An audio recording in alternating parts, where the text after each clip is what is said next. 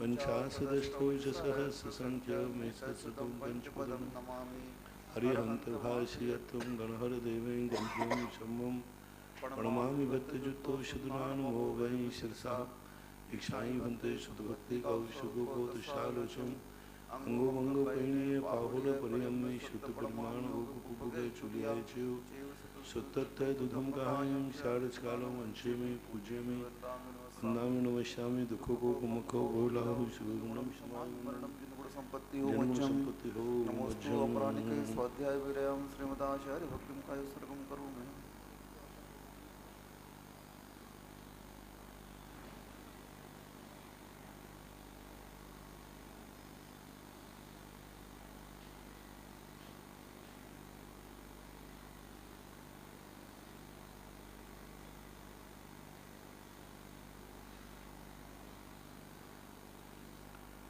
श्रुतजलधिपारिकेभ्यः शुभरमते भावनापटुमतेभ्यः सुचरितपौर्णदेभ्यो नमो गुरुभ्यो गुणगुरुभ्यः सत्यैषगुणसमग्रे पंचविहाचारकरणैः सन्दर्शे शिष्यानुग्रहकुशले धम्मायै सदा वन्दे गुरुभक्तिसञ्जीवने सदन्ति संसारसागरं घोरम् छिन्नन्ति अट्टकम्मं जम्मं मरणं न पावयन्ति ये नित्यमृतमन्त्रहोमनिरता ध्यानाग्निहोत्राकुलः षट्कर्माविरतास्तपोधन्धनः साधुक्रिया साधवः शीलप्रावरणा गुणप्रहरणाश्चन्दार्गतेजोदिकाः मोक्षद्वारकपाटपाटन्भटः प्रीणन्तु मां साधवः गुरुवः पान्तु नु नित्यं ज्ञानदर्शननायकाः चारितार्णो गम्भीरा मोक्षमार्गोपदेशकाः इक्षां भन्ते आर्यभक्तिकौशोकोतसालुचम् सम्मनाण समदंसण समचरिताणं पंचप्रियाचारणम् आयर्याणम्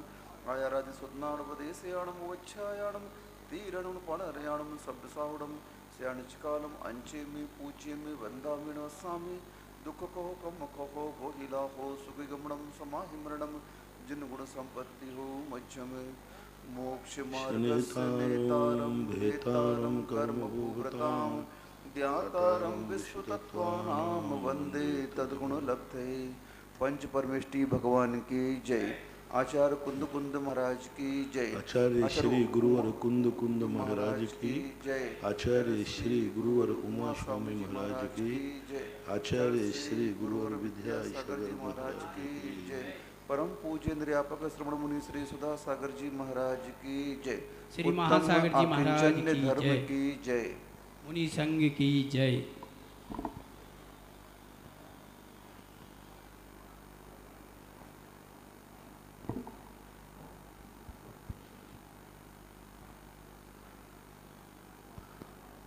सात तत्वों का प्रसंग में, क्योंकि हे तत्व जब प्रवेश हो जाता है तो उसको निकाले बिना कोई उपाय नहीं होता। कहते हैं ना कि जब कोई मवाद पड़ जाए तो वह मवाद जब तक निकलेगी नहीं वहाँ सुखा नहीं सकते। लेकिन कोई भी शक्ति होती है, पहले जब से पहले आश्रव को रोका जाता है। 12 भावना में भी कहा, चोर यदि निरंतर आ रहे हों तो पहले तो आने वाले चोरों को रोको, क्योंकि तुम कितनों से निपटोगे। प्रातःकाल भी कहा था, निमित्तों को अपन कितना रोकेंगे, एक के बाद एक निरंतर बंद हो रहे हैं। तो सबसे पहले कोई भी ही शक्ति है, विपरीत शक्ति है, उसको रोकना पड़ता है। रोकने के बाद फिर जो अंदर आ चुके हैं उनको समाप्त किया जाता है। यही विधि यहाँ पर कर्मों में चल रही है। आश्रव को जो आ रहा है निरंतर प्रति समय अनंत षड्गुणहानि वृद्धि रूप कर्मों का आश्रव होता है। 1.5 गुणहानि वृद्धि रूप कर्म निरंतर आ रहे हैं और इतनी तेजी से आ रहे हैं कि वह आना एक समय को भी अंतराल नहीं पड़ रहा है, प्रति समय आ रहे हैं। और हम इतने प्रति समय आने वाले कर्मों को कैसे संभालेंगे, कैसे रोकेंगे? तो पहले अब मोक्ष तत्व की बात शुरू होती है। जीव तत्व की वर्णन करने के बाद अब सीधा संसार का वर्णन चल रहा था। संसार की व्यवस्थाएं चल रही थी। इस संसार में कैसे व्यक्ति दुख पाता है, कैसे व्यक्ति दुखी होता है, कैसे परेशान होता है, कैसे ये संयोग वियोग होते हैं, सब कुछ पूरा विस्तृत से वर्णन मात्र जैन दर्शन में ही मिलेगा। दुनिया के जितने दर्शन हैं उनमें कुछ नहीं, जो कुछ है सब प्रभु के हाथ में है, एक महाशक्ति के हाथ में। महात विश्व का एक जैन दर्शन अलौकिक ऐसा है जिसमें एक एक चीज़ की व्यवस्था बनाई, कैसे व्यक्ति जन्मता है, क्यों जन्मता है, कैसे जन्मता है, कहाँ जन्मता है, कैसे मरता है, कहाँ मरता है, क्यों मरता है, ये सारी की सारी व्यवस्थाओं का डिटेल विस्तार से वर्णन जैन आगम में लिखा। जब भी कोई कार्य होता है तो कारण जरूर होता है, बिना कारण के कभी कार्य की उत्पत्ति नहीं होती। अब वो अपन कारण नहीं पकड़ पाते। अपन कोई व्यक्ति एकदम मरण की स्थिति सुनते ही एकदम भोग जाते, एकदम हाथ चक्के रह जाते, अच्छा वो मर गया, वो मर गया।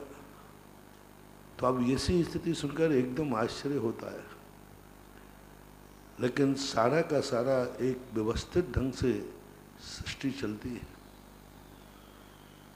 हर व्यक्ति के अंदर पहले से एक ऐसी धारा बहती है कि हम अतीत को नहीं समझ पाते, कारण को नहीं समझ पाते, और कार्य को समझ करके हम या तो दुखी हो जाते हैं और या फूल के कुप्पा हो जाते हैं। लेकिन हमें कारण जब समझ में आ जाता है तब बड़ा क्षमता भाव आता है। तीर्थंकर लोग इष्ट वियोग अनिष्ट संयोग नाम के आर्त ध्यान से बहुत कुछ बचते हैं। क्यों बचते हैं? क्योंकि उनके ज्ञान में कारण आ जाता है। वो तुरंत जैसे उनको वेदना की स्थिति बनती है तुरंत कारण को देख लेते, अतीत हो जाते। इतने जीव मर करके जाते हैं, स्वर्गों में भी जाते होंगे, कोई लौट के नहीं आता। क्यों? क्या कारण है? कुछ नहीं, उनको कारण पता चल जाता है कि ये कारण क्यों हो रहा है, ये सब लोग मेरे लिए क्यों रो रहे हैं, उनको कारण पता चल जाता है। ये मेरा मरण क्यों हुआ, उनको कारण पता चल जाता है। जैसे ही कारण पता चलता है तैसे ही उनके परिणामों में एकदम उद्वेलना खत्म हो जाती, वे शांत हो जाते हैं और शांत होकर के अपनी एक भावी पर्याय की तरफ में सोचना शुरू कर देते हैं। इसलिए 3 अध्याय जो पहले निकल गए, 4 अध्याय, ये अध्याय निरर्थक नहीं थे। परतत्व का कथन था, परतत्व की क्रियाएं थी, लेकिन परतत्व से ही तो हम दुखी हैं, परतत्व से ही तो हम दुखी हैं। उन परतत्वों का वर्णन करके ये दिखा दिया कि तुम्हारी मिथ्या धारणा है कि परतत्व मुझे दुखी कर रहा है, उन परतत्व में भी तुम्हारा ही स्वतत्व है। महोदय पारनाम कौचा, स्वतत्व महोदय पारनाम कौचा, तुम्हारा ही है। ये 5-4 अध्याय इसलिए वर्णन करना पड़े क्योंकि अपन लोग हमेशा परतत्व को दोष देते हैं। परतत्व ने ऐसा कर दिया, ये पुद्गल नहीं होता तो कितना अच्छा होता, ये ऐसा नहीं होता तो अच्छा होता, ये सारी बातें अपने दिमाग में आती हैं। तो ये 4 अध्याय वर्णन करने से अपन को स्पष्ट कर दिया, परतत्व जरूर है, लेकिन ये दुख जब ही देते हैं जब तुम्हारे स्वतत्व हो। कुल्हाड़ी पेड़ को नहीं काट सकती। हाँ, वो कहते हैं ना, कुल्हाड़ियाँ आ रही थी तो कुल्हाड़ी सोचा ये तो काट डालेंगे, वृद्ध पेड़ बोला नहीं, जब तक अपना ही कोई व्यक्ति उस कुल्हाड़ी का बेंट नहीं बनेगा तब तक इनकी ताकत कुछ नहीं होगी। अपना निकटवर्ती ही कभी न कभी घातक बनता है, अपने कोई खुद पता नहीं चलता। अपन को चलता है सामने वाला है, नहीं, कोई ना कोई अपना अंदर का सपोर्ट कर रहा है। अंग्रेज लोग अपने देश में प्रवेश नहीं कर सकते थे, लेकिन अपने ही लोगों ने अंग्रेजों को सहयोग दे दे करके, अपने लोगों के रास्ते बताकर, कमजोरियां बता करके उनको, महारानी लक्ष्मीबाई को कोई नहीं मार सकता था। महारानी लक्ष्मीबाई को मरवाया उनके परिवार वालों ने, अंग्रेजों से मिल करके। गंगाधर राव की मौत नहीं हो सकती थी, अंग्रेजों से मिल मिल करके उनको बुलाया। दामोदर की मौत नहीं हो सकती थी, घर के ही लोगों ने जो राजगद्दी को लेकर के और उनको इस प्रकार फंसाया। हाँ, अवक्का सबके जितने भी हुए, मैंने तो आज तक जितना देखा वो कुछ नहीं। रावण को कौन मार सकता था?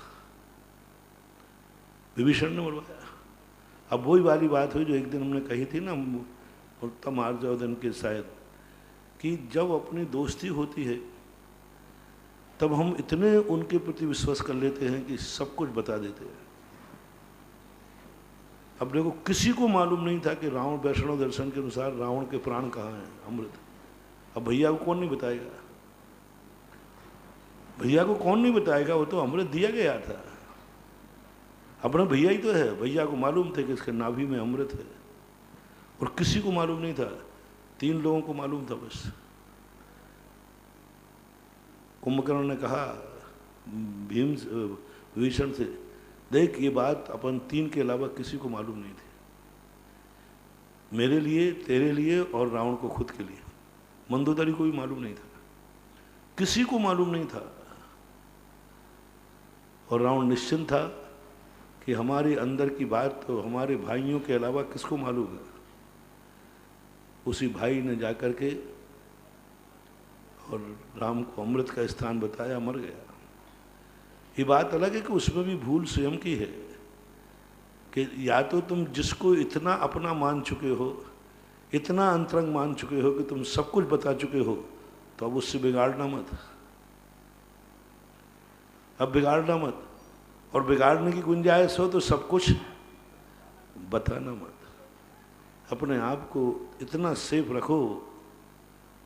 मुझे तो स्कूटर की गाड़ी ध्यान आती है, कितने की स्कूटर की गाड़ी हो, अपने पैर सलामत रखना, क्योंकि अंत में जब गाड़ी रुकेगी तो पैर ही काम आ जाएंगे। जब तक गाड़ी चल रही है तब तक पैरों की जरूरत नहीं है, लेकिन जिंदगी में किसी कारण गाड़ी रोकना पड़ी या रुकी तो पैर ही काम आएंगे, चाक काम नहीं आते।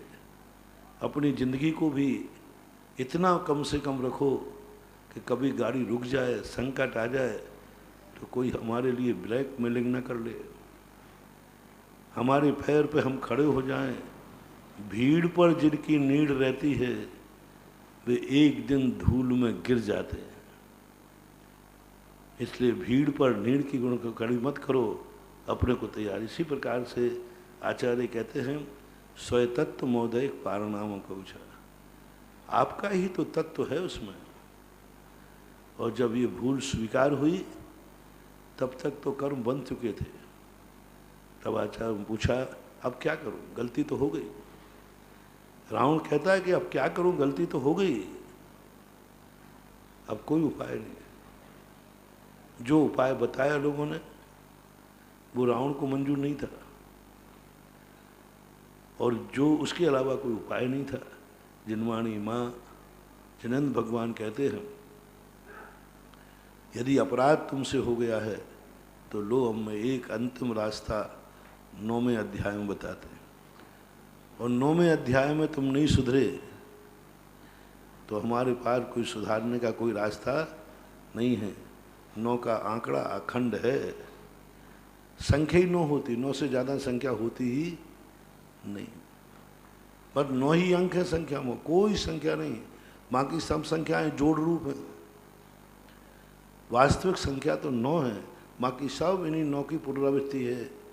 इसलिए 9वां अधिकार हमारी जिंदगी का एक बहुत बड़ा संबल है, भूल सुधारने का मौका है, गलती करने के बाद भी सजा से बचाने का मौका है। अपराध होने के बाद भी हम बच सकते हैं। कैसे भी कर्मों का बंद किया हो, कैसे भी बड़े अपराध किए हों, 9वां अधिकार बचा लेगा। 9वां अधिकार तुम्हें जमानत पर छुड़ा देगा, 9वां अधिकार तुम्हें जेल से बचा देगा। अपराध तो कर चुके, बहुत जबरदस्त हो चुके, लेकिन या तो वो सजा को कम करा देगा, और यदि इसकी बात मान ली तो पूरा भी बरी करा सकता है, पूरा बरी, अंजन चोर को पूरा फुल बरी। कुछ नहीं, सब इतना बड़ा अपराध था, उसने 9वां अधिकार का बन लिया, आश्रव निरोधा शंबरा। आश्रव, जो अपन ने आश्रव किया है पहले उसको रोको, उसे ही संबर कहते हैं। सगुप्ति समिति धर्मानुप्रेक्षा परिसय जय चारित्रयी।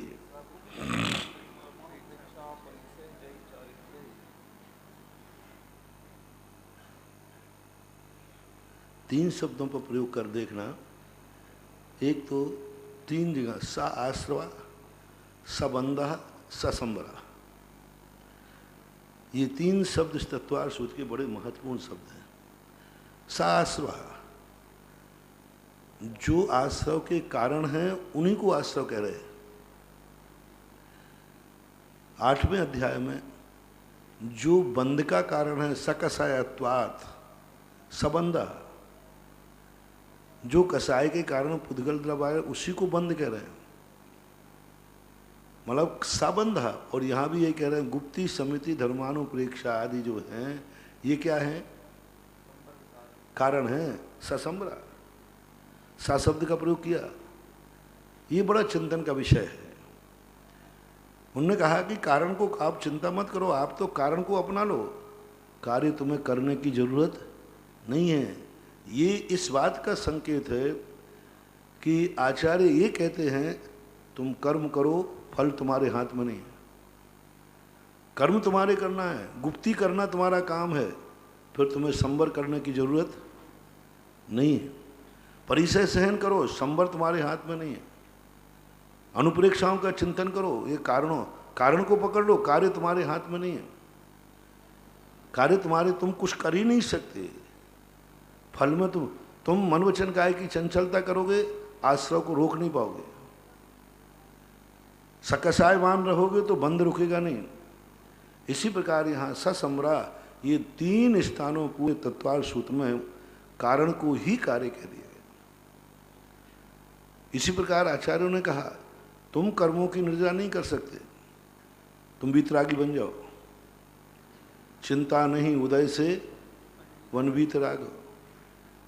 ये कर्मों का क्या होगा, ये कर्म मुझे क्या करें, क्यों चिंता करता है।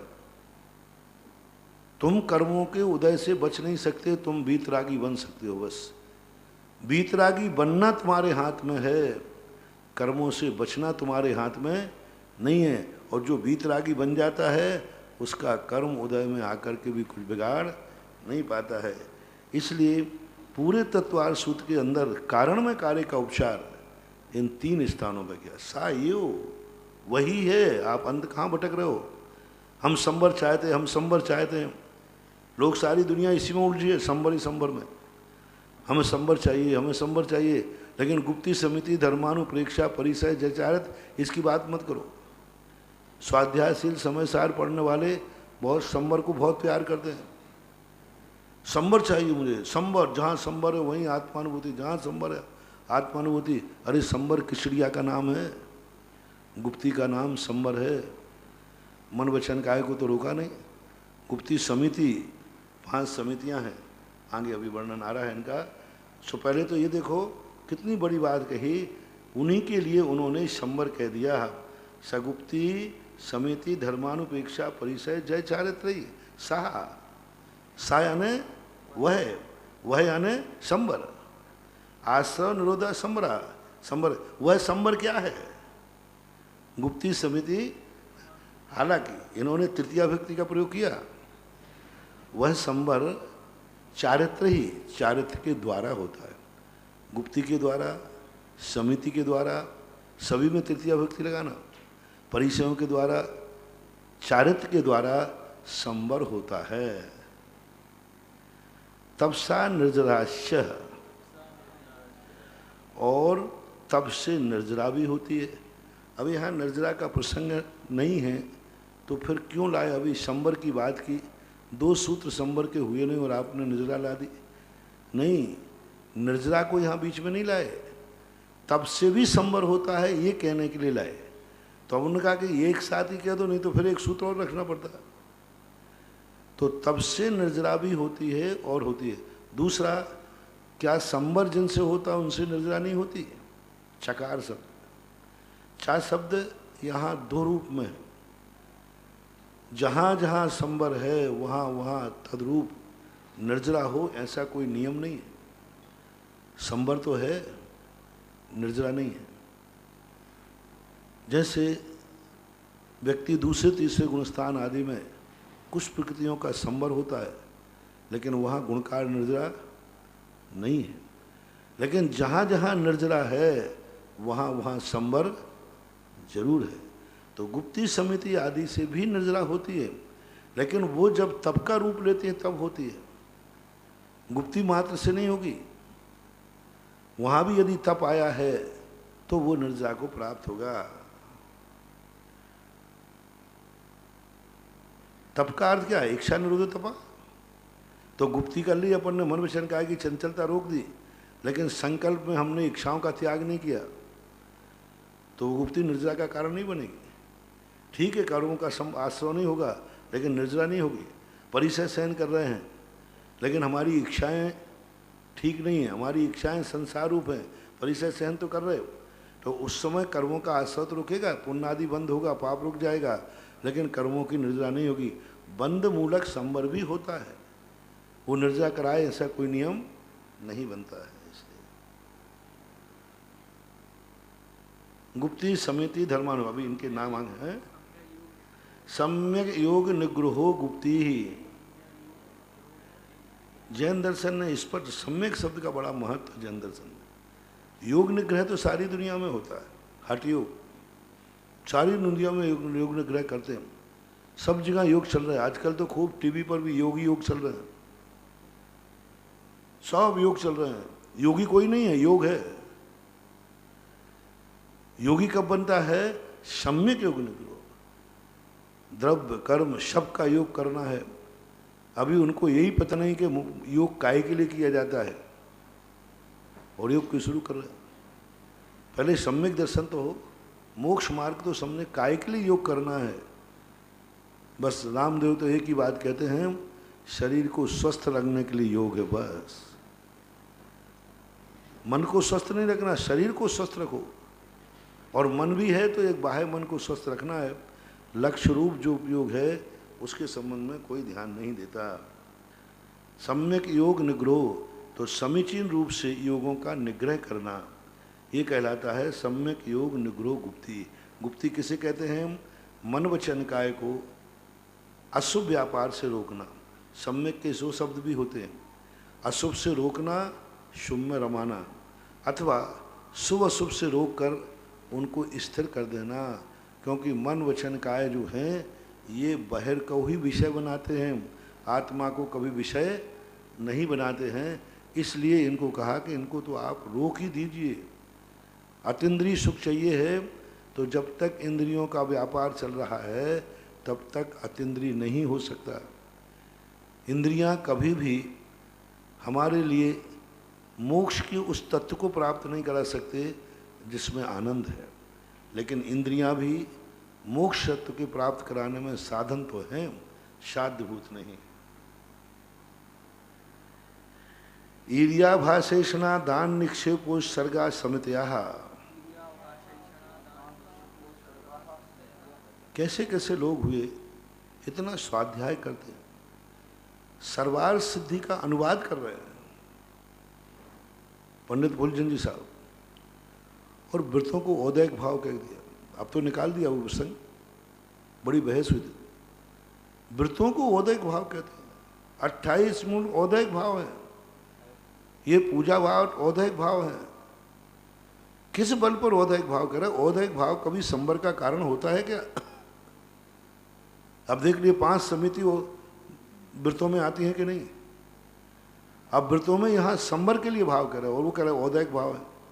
औदैक भाव क्या? अब देखो सारी दुनिया यही कहती है 28 मूल का पालन करना, पूजा पाठ करना, ये सब औदैक भाव हैं क्योंकि बंद है, सोने की बेड़ी पुण्य बांधते हैं।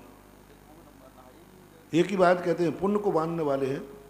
कल प्रश्न हुआ था ना कि पुण्य और पाप में जो भेद नहीं मानता वो अनंत संसारी है। तो हमारे यहाँ एक तो बता दो कौन सी क्रिया पुण्य के लिए उत्पन्न हुई है? प्रभु ने जो उपदेश दिया है ऐसी कौन सी क्रिया है जो मात्र पुण्य बंद करने के लिए दी हो और वो धार्मिक क्रिया हो। एक क्रिया बता दीजिए मात्र जहां ये लिखा हो यह धर्म की क्रिया है जिससे पुण्य का बंध होता है, पुण्य बंध के लिए यह क्रिया है, बस कोई क्रिया नहीं। सारी क्रियाएं जैन दर्शन में संवर के लिए है। अब वो तुम संवर करो या नहीं करो, देखो वो बात अलग है, वो तो हर चीज में हो सकता है। किसी ने अच्छे के लिए, हर चीज अच्छे के लिए बनती है। एक बाप ने बंदूक रखी अच्छे के लिए, सुरक्षा के लिए, उसके बेटे ने उठा के बाप को ही मार दी, अभी दुरुपयोग है। दुरुपयोग करने में हम समझाते हैं कि भाई देखो धर्म क्रिया पाप के लिए मत करो, माचिस की काड़ी से आग मत लगाओ, दीप जलाओ, लेकिन इससे ये अर्थ तो नहीं हुआ कि माचिस की काड़ी गलत हो गई। मेरा एक ही कहना है कि माचिस की काड़ी जलाने वाला बुरा हो सकता है, माचिस की काड़ी की अर्थ क्रिया बुरी नहीं हो सकती। माचिस की काड़ी को बुरा मत कहो, व्रतों को बुरा मत कहो, पूजा पाठ को बुरा मत कहो, अभिषेक को बुरा मत कहो, जाप को बुरा मत कहो, उपवास को बुरा मत कहो, इनको करने वाले को बुरा कहो।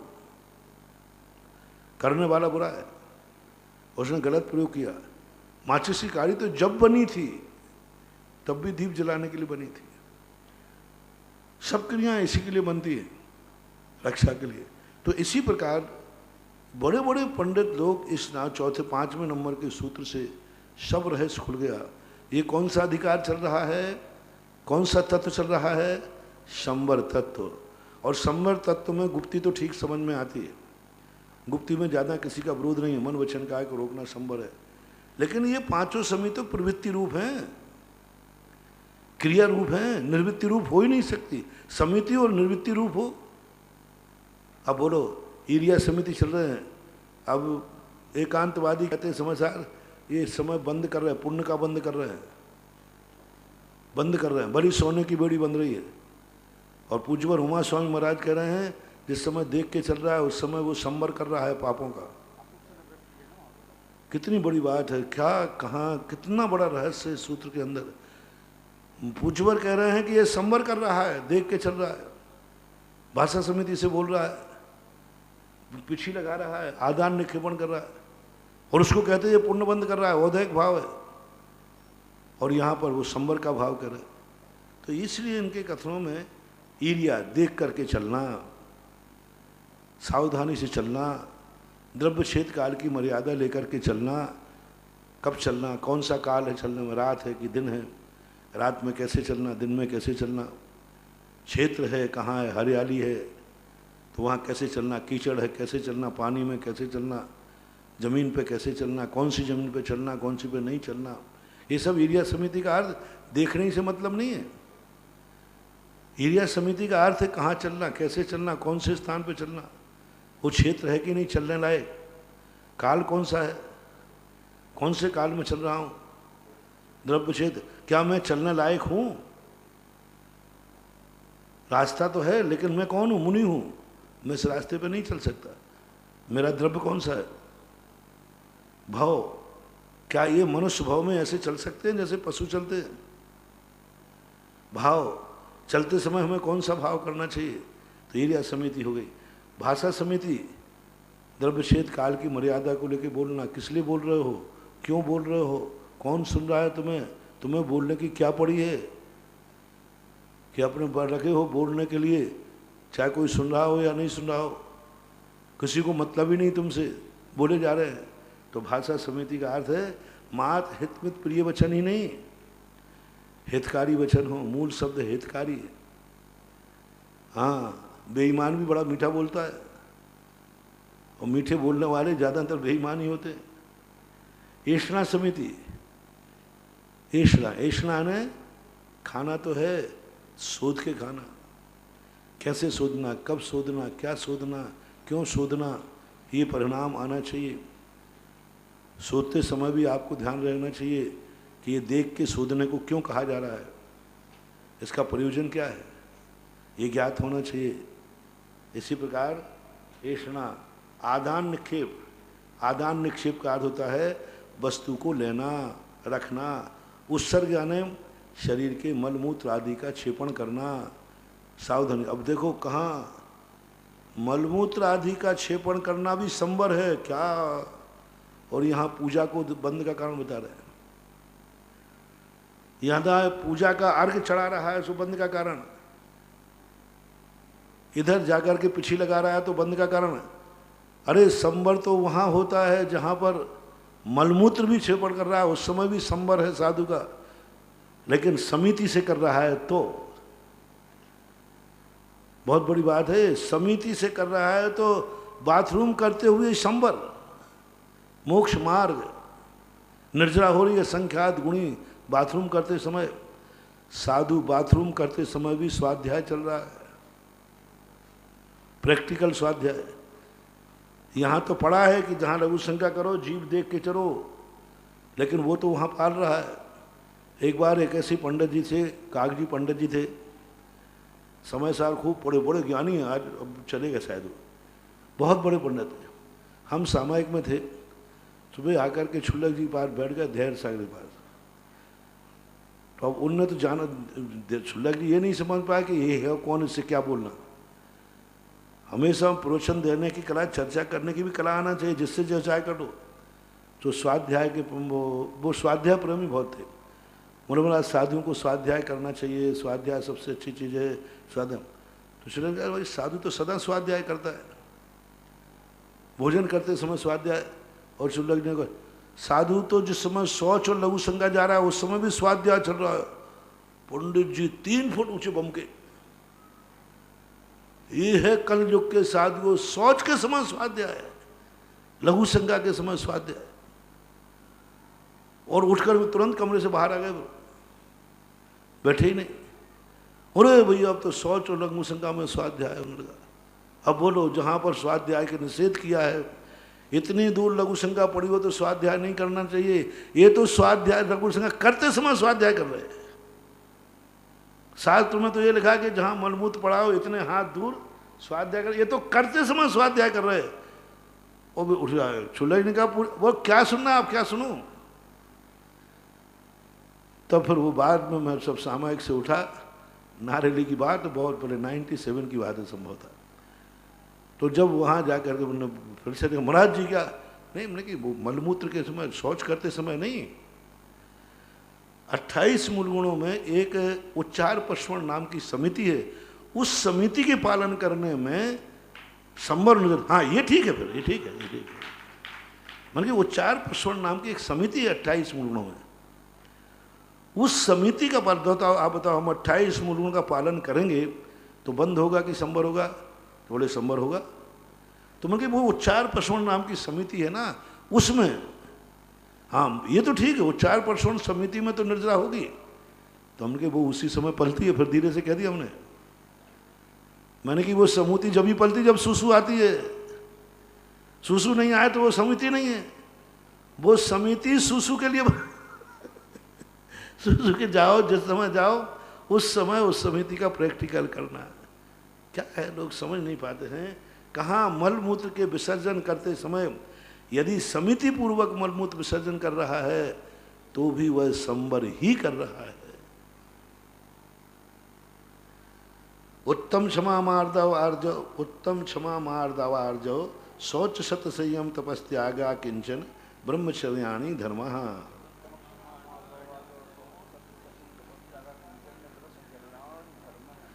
उत्तम क्षमा के बाद अपना मार्दव आर्जव शब्द निकलाता है।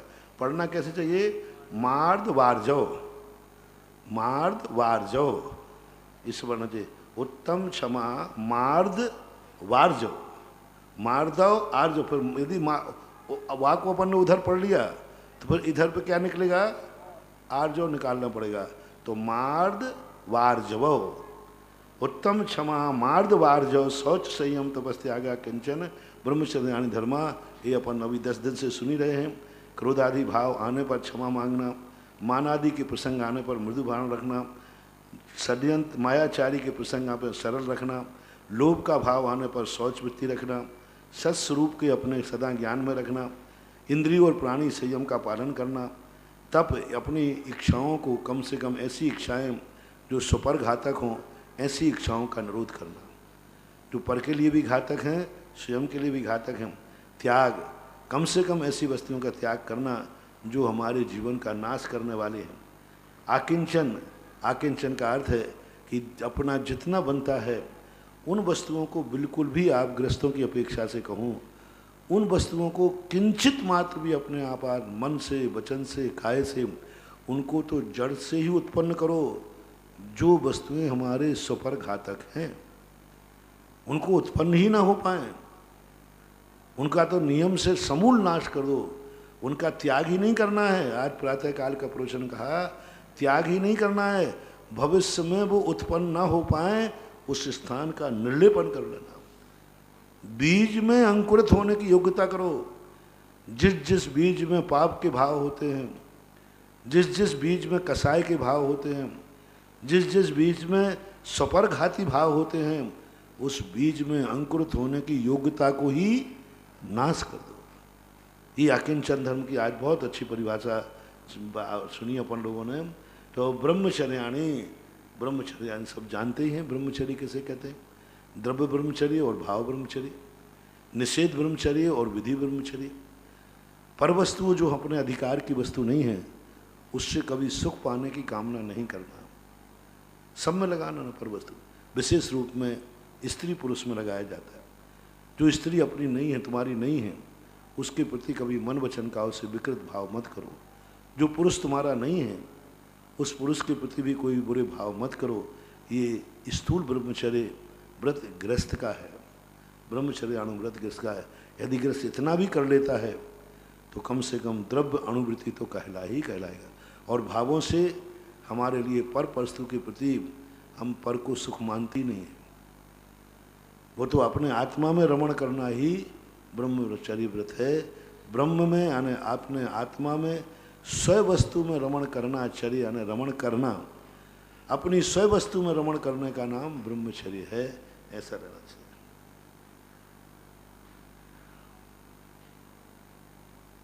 हालांकि यहाँ पर उत्तम क्षमा मार्दा ब्रह्मचर्य धर्म ही कहे, धर्म के लक्षण नहीं कहे, धर्म के लक्षण नहीं कहे। हमने पहले ही कह दिया कि तत्वार सूत्रकार कारण में कार्य का उपचार करते। ये दास लक्षण थे, साधन थे, लेकिन साधन को ही उन्होंने धर्म संज्ञा दी थी। अनित्याश्रम संसारैकत्वा न्यत्वा शुच्याश्रव संवर निर्जरा लोक बोधि दुर्लभ धर्म स्वाख्या तत्वानुचिंतन मनुप्रेक्षा।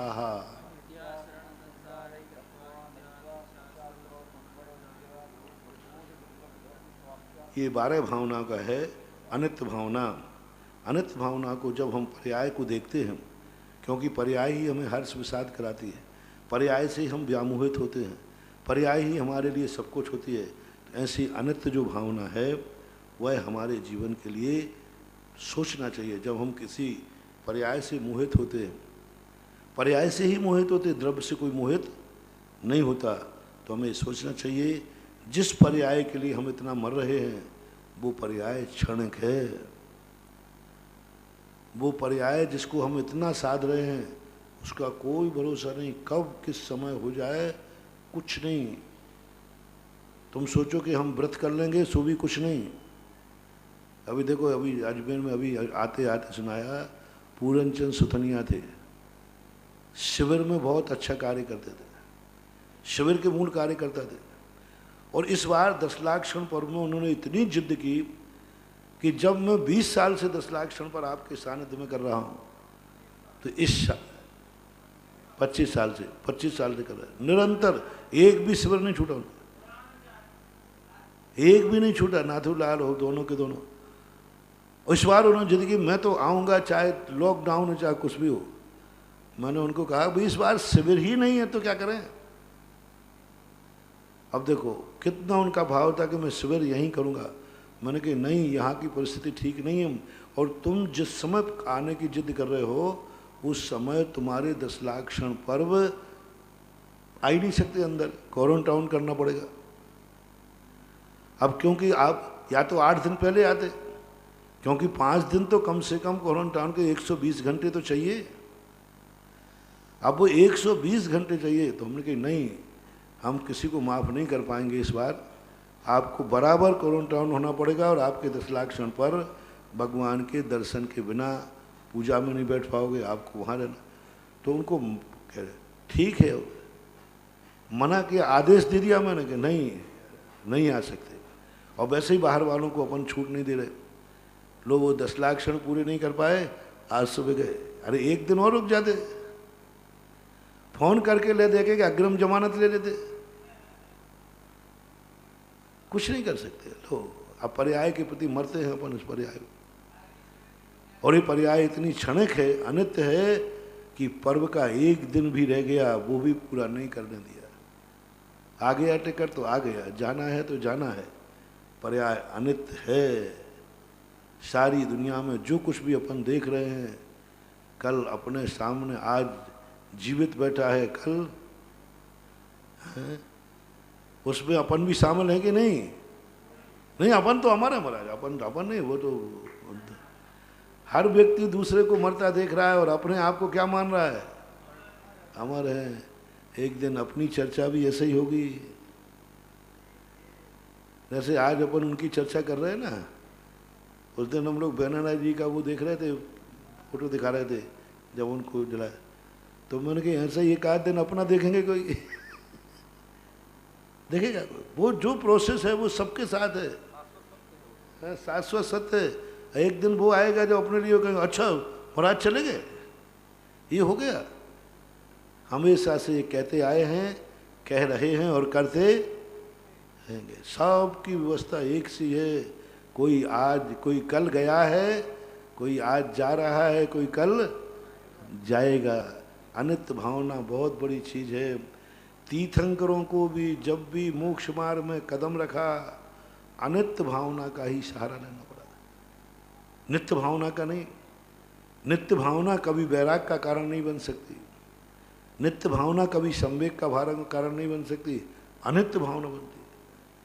जन्म लेते ही कभी वैराग्य नहीं होता, मरने के समय वैराग्य होता है। जन्म के समय कोई के यहाँ जन्म जाए कोई तो वैराग्य नहीं होता, अच्छा जन्म गया मुझे संसार से वैराग्य हो गया। मर गया तो वैराग्य हो सकता है, ऐसा मानना चाहिए। अनित्य है, अशरण है। दुनिया में व्यक्ति शरण चाहता है लेकिन कोई शरण नहीं है। देवसा संसार भावना, संसार का स्वरूप, चतुर्गति का स्वरूप, एकत्व भावना। इस संसार में अंत में व्यक्ति को सुख दुख सब अकेले को ही भोगना पड़ता है, दूसरा इसका कोई साथी नहीं है। हमेशा भीड़ में भी हो, कहीं भी हो, एकत्व की साधना होना चाहिए। किसी भी दिन कोई भी सहारा छोड़ सकता है। जैसे हमने कहा था बैसाखी वन पर नहीं रहना, कोई भी किसी समय छोड़ सकता है। वो नहीं छोड़ेगा, तुम छोड़ दोगे, दो में से एक कोई छोड़ेगा। जितने शादी हो, चाहे बेटा पुत्र हो, चाहे माँ बाप हो, चाहे पति पत्नी हो, चाहे गुरु सेवा हो, एक ना एक दिन या तो तुम छोड़ दोगे या वो खुद छोड़ करके चला जाएगा। इसलिए अकेले की साधना रहना चाहिए। एकत्व में हमेशा अकेले बच जाओ तो ये भाव होना चाहिए, दुनिया भरी चले गई, मैं तो हूँ, मैं तो हूँ। अन्यत्व भावना, अन्यत्व भावना का अर्थ है कि अन्य से मैं पृथक हूँ। असुचि भावना, सबको मालूम है शरीर की असुचिता का वर्णन। जिस शरीर से हम यारी करते हैं, नवद्वार वह घिनकारी, असी देह करे कि म्यारी। आश्रव वर्णना पन्ने तत्वार सूत्र में पढ़ी है। संबर अभी पढ़ी रहे हैं, निर्जरा भावना भी पढ़ी रहे हैं अभी। लोक बोधि दुर्लभ, लोक का यानी 3 लोक का जो वर्णन है उसका चिंतन करना, दुर्लभ भावना। अब दुर्लभ में इन्होंने बोधि दुर्लभ कहा। बोधि दुर्लभ का अर्थ है कि हमें ये ज्ञान होना चाहिए कि हम निगोज से कैसे कैसे निकल करके आए। 10 पर्याय पाना मुश्किल है, या फिर आर्य पंचेंद्रिय आदि पर्याय पा करके यदि हमने सम्यक दर्शन या सम्यक सच्चे देव साध गुरु पाए हैं, हमने उनको पहचान लिया है, सम्यक ज्ञान हुआ है, तो ये दुर्लभतम दुर्लभ है। धर्म स्वाख्यात तत्वानुचिंतन। अब यहाँ धर्म के साथ कहा धर्म स्वाख्यात, ये शब्द महत्वपूर्ण है। स्वाख्यात शब्द का प्रयोग क्यों किया, इसकी टीकाकारों ने भी कोई इस शब्द की व्युत्पत्ति नहीं की। स्वाख्यात शब्द क्यों? तो धर्म कब कहलाएगा? जब वो स्वाख्यात यानी स्वयं की पर्याय बने तब। धर्म स्वाख्यात तत्वानुचिंतन, धर्म स्वाख्यात इतना, फिर तत्व का तो सबको मालूम है। अपना धर्म की, आत्म धर्म की, आत्म प्रयोजन से धर्म की। भगवान तो हैं, हम भगवान की कितनी पूजा करें, तुम पूजा क्यों कर रहे हो भगवान की? स्वाख्यात तत्व, अपने स्वयं तत्व की ख्याति के लिए, ख्यापन के लिए, उद्घाटन के लिए, अपने धर्म को स्वयं धर्म का ख्यापन करना, ख्याति करना, प्रकट करना। लोग अकेले धर्म को मान लेते हैं कि धर्म का चिंतन करना, ये करना, यहाँ धर्म नहीं, धर्म स्वाख्यात, अपने स्वयं धर्म का ख्यापन करना ने उसको पर्याय रूप देना, पर्याय रूप देना अपने धर्म को, जो मेरा धर्म है। षड आवश्यक है तो षड, इसलिए तो स्वाध्याय करते करते तभी स्वाध्याय धर्म चिंतन में आएगा जब वो स्वयं के लिए करेगा, अपने धर्म को प्रकट करने के लिए करेगा। इसलिए ये थ्योरी है, और जो उपवास कर रहा है वो प्रैक्टिकल है।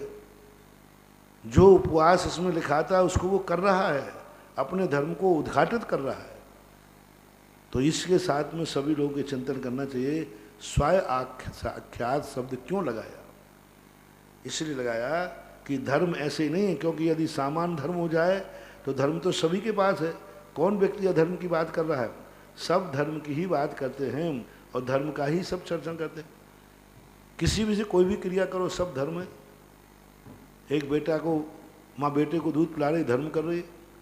एक माँ बेटे को स्कूल ले जा रही है, मास्टर पढ़ा, सब धर्म कर रहे हैं। तो ये धर्म नहीं है। इसमें तुम्हारा हित क्या है? धर्म स्वयं आख्यात, इस प्रकार से धर्म स्वाख्य तत्वानुचिंतन, स्वाख्या धर्म स्वाख्या तत्वानुचिंतन, ये करना अनुप्रेक्षाएं कहलाती हैं। तत्व रूप में तत्व अनुचिंतन ये किसके साथ लगाना? सभी के साथ। लेकिन स्वयं आख्य शब्द सबके साथ नहीं लगाना। स्वयं आख्या वहाँ धर्म के साथ लगाना, और तत्व अनुचिंतन किसके साथ लगाना? अनित्य तत्व चिंतन, अशरण तत्व चिंतन, असुचि तत्व चिंतन, इन सभी भावनाओं के साथ तत्व शब्द का चिंतन करना चाहिए। यदि वो तत्व नहीं है तो नहीं माने जाएंगे, लेकिन स्वयं आख्या धर्म के साथ लगाना चाहिए। मार्गाच्यवन निर्जरार्थम परिशोडव्या परिसह, मार्ग अच्छवन, मार्ग से च्युत ना हो, निर्जरार्थम, तीन शब्द देखो, परिशोडव्या परिसह, परिसय क्यों सहन करना? जिससे व्यक्ति मार्ग से च्युत ना हो। क्यों? क्योंकि मार्ग में संकट आ सकते हैं, और मार्ग में चलते समय संकट आए और तुम्हें परिसय सहन करने की आदत नहीं है तो डगमगा जाओगे, भयभीत हो जाओगे। कोई मारने आ गया और तुमने कभी परिसय नहीं जीता था तो तुम भागते फिरोगे, नमोकार मंत्र पर पैर रखते फिरोगे। और परिसय सहन किया है, मार डालो, क्या फर्क पड़ता है? हाँ, मैं मर्डर से नहीं डरता हूँ, क्योंकि मैंने परिसय को सहन किया है। कितना शब्द दिया? मार्ग च्यवनार्थम। हम लोग कहते हैं ये परिसय सहन करना काय क्लेश है, ठंडी गर्मी बरसात आदि सहन का, ये काय क्लेश है। काय का काय क्लेश है? मार्ग में स्थिर करने का साधन है। मार्ग अच्यवनार्थम निर्जरार्थम। अब देखो यहाँ स्पष्ट शब्द किया, निर्जरार्थम। काय क्लेश जो हो रहा है, परिसय में काय क्लेश है कि नहीं पहले बताओ? क्षुधा सहन करना, तृषा सहन करना, शीत उष्ण सहन करना, अभी 22 परिसय आ रहे हैं, सब में असाता कर्म का उदय, काय क्लेश है। अब वो कहते काय क्लेश है, ये तो काय क्लेश कहा है? निर्जरार्थम, निर्जरा के लिए काय क्लेश है। मिथ्या दृष्टि की चर्चा नहीं है यहाँ, द्रव्यलिंगी की चर्चा नहीं है, यहाँ भावलिंगी सम्यक दृष्टि की चर्चा है। सम्यक दृष्टि भावलिंगी के परिसय निर्जरा के कारण है, वंद के कारण नहीं है। क्योंकि हम क्यों मानते हो कि मिथ्या दृष्टि के व्रतों को व्रत क्यों मानते हो? और मिथ्या दृष्टि ने व्रत पालन किया तो अपने व्रत को बदनाम कर दो। तुम व्रत को बदनाम क्यों कर रहे हो? क्योंकि व्रत तो सम्यक दृष्टि भी पालता है। वो ही व्यवहार की क्रियाएं मिथ्या दृष्टि पाल रहा है, पापी पाल रहा है, वही मिथ्या दृष्टि सम्यक दृष्टि पाल रहा है। तो आपने मिथ्या दृष्टि को पालते देख करके उसकी निंदा कर दी। सम्यक दृष्टि भी पाल रहा है। आपने सोचा नहीं कि हम इन बाह्य क्रियाओं का विरोध करेंगे तो सम्यक दृष्टि की क्रिया के ऊपर भी लांछन जाएगा। पूजा करने से क्या होता है? क्योंकि क्योंकि वो मिथ्या दृष्टि भी कर रहा था, तो तुमने निंदा कर दिया। पूजा करने से कुछ नहीं होता है, कुछ नहीं होता है, कुछ नहीं होता है। अरे मूर्ख, निंदा करने के बाद सोच सम्यक दृष्टि भी पूजा कर रहा है। तो लोगों ने कह दिया कि पंडित जी कहते पूजा करने वाला मूर्ख है, तो सम्यक दृष्टि भी मूर्ख कोटि में आ गया। कोई भी निंदा करो अव्याप्ति दोष से ग्रसित ना हो। कहीं ऐसा ना हो जाए कि हम खोटे की चिंता करते करते एक दिन माचिस काड़ी की निंदा करने गए। माचिस काड़ी पाप है, निंदनीय है। बोले क्यों? बोले देखो ये माचिस के कारण से मकान जल गया। अब लगे तुम माचिस की काड़ी की निंदा करने गए, ये माचिस की फैक्ट्री में आग लगा दो, ये माचिस की क्यों बनाई गई, ये माचिस का नाश कर दिया। अब लगे हैं चिल्लाने के लिए। और गए क्योंकि ये मकान जल के राख हो गया। अब देखना, मकान जल के राख हुआ है और तुम माचिस की फैक्ट्री में आग लगा रहे हो। और गए वो माचिस की फैक्ट्री में आग लगा दी क्योंकि मकान जला था। अब वो मूर्ख बोल गया कि कल दिवाली है, कल तो माचिस की बंद, सब आग लगाया है तुम ना। अब कल दिवाली आई, अरे दिवाली में दिया कहाँ जलाओ? बोले माचिस की फैक्ट्री में तो आग लगाया है। एक मकान को जलते देखकर माचिस की फैक्ट्री की निंदा करना, आग लगाना, अपनी दिवाली को अमंगल करना है। इसी प्रकार मिथ्या दृष्टि के व्रत क्रियाओं को देख करके क्रियाओं का विरोध करना, ये अपने जीवन का नाश करना है, अपने व्रतों। क्योंकि वही क्रियाएं सम्यक दृष्टि भी कर रहा है। उपवास सम्यक दृष्टि कर रहा है। एक मिथ्या दृष्टि के उपवास को देखकर उपवास की निंदा कर डाली, निंदा कर डाली। और तुम्हारा सम्यक दृष्टि उपवास किए बैठा है चक्रवर्ती सलोचन तद्भव मोक्षगामी जीव, उनकी भी निंदा हो जाएगी। ये तो सोचा ही नहीं तुमने, जिनकी तुम पूजा कर रहे हो। इसलिए हमेशा ध्यान रखना, कर्ता की बुराई कर सकते हो, कृत्य की नहीं। कर्ता निंदनीय है, उसका मकान जलाओ जिसने मकान जलाया है। माचिस की फैक्ट्री क्यों जला रहे हो? उसकी निंदा करो जिसने इन व्रतों के माध्यम से संसार बसाया है। जम संसारम पवेशेदी, ऐसा होना चाहिए। कितनी बढ़िया बात कही। निर्जरार्थम परिसय परिशोडव्या परिसहम क्षुत्पाशा शीतोष्ण दंश मशक नांगन्या रति स्त्रीचर्या निषद्या सय्या क्रोश वध याचना लाभ रोग तृण स्पर्श मल सत्कार पुरस्कार प्रज्ञा ज्ञाना दर्शनानि।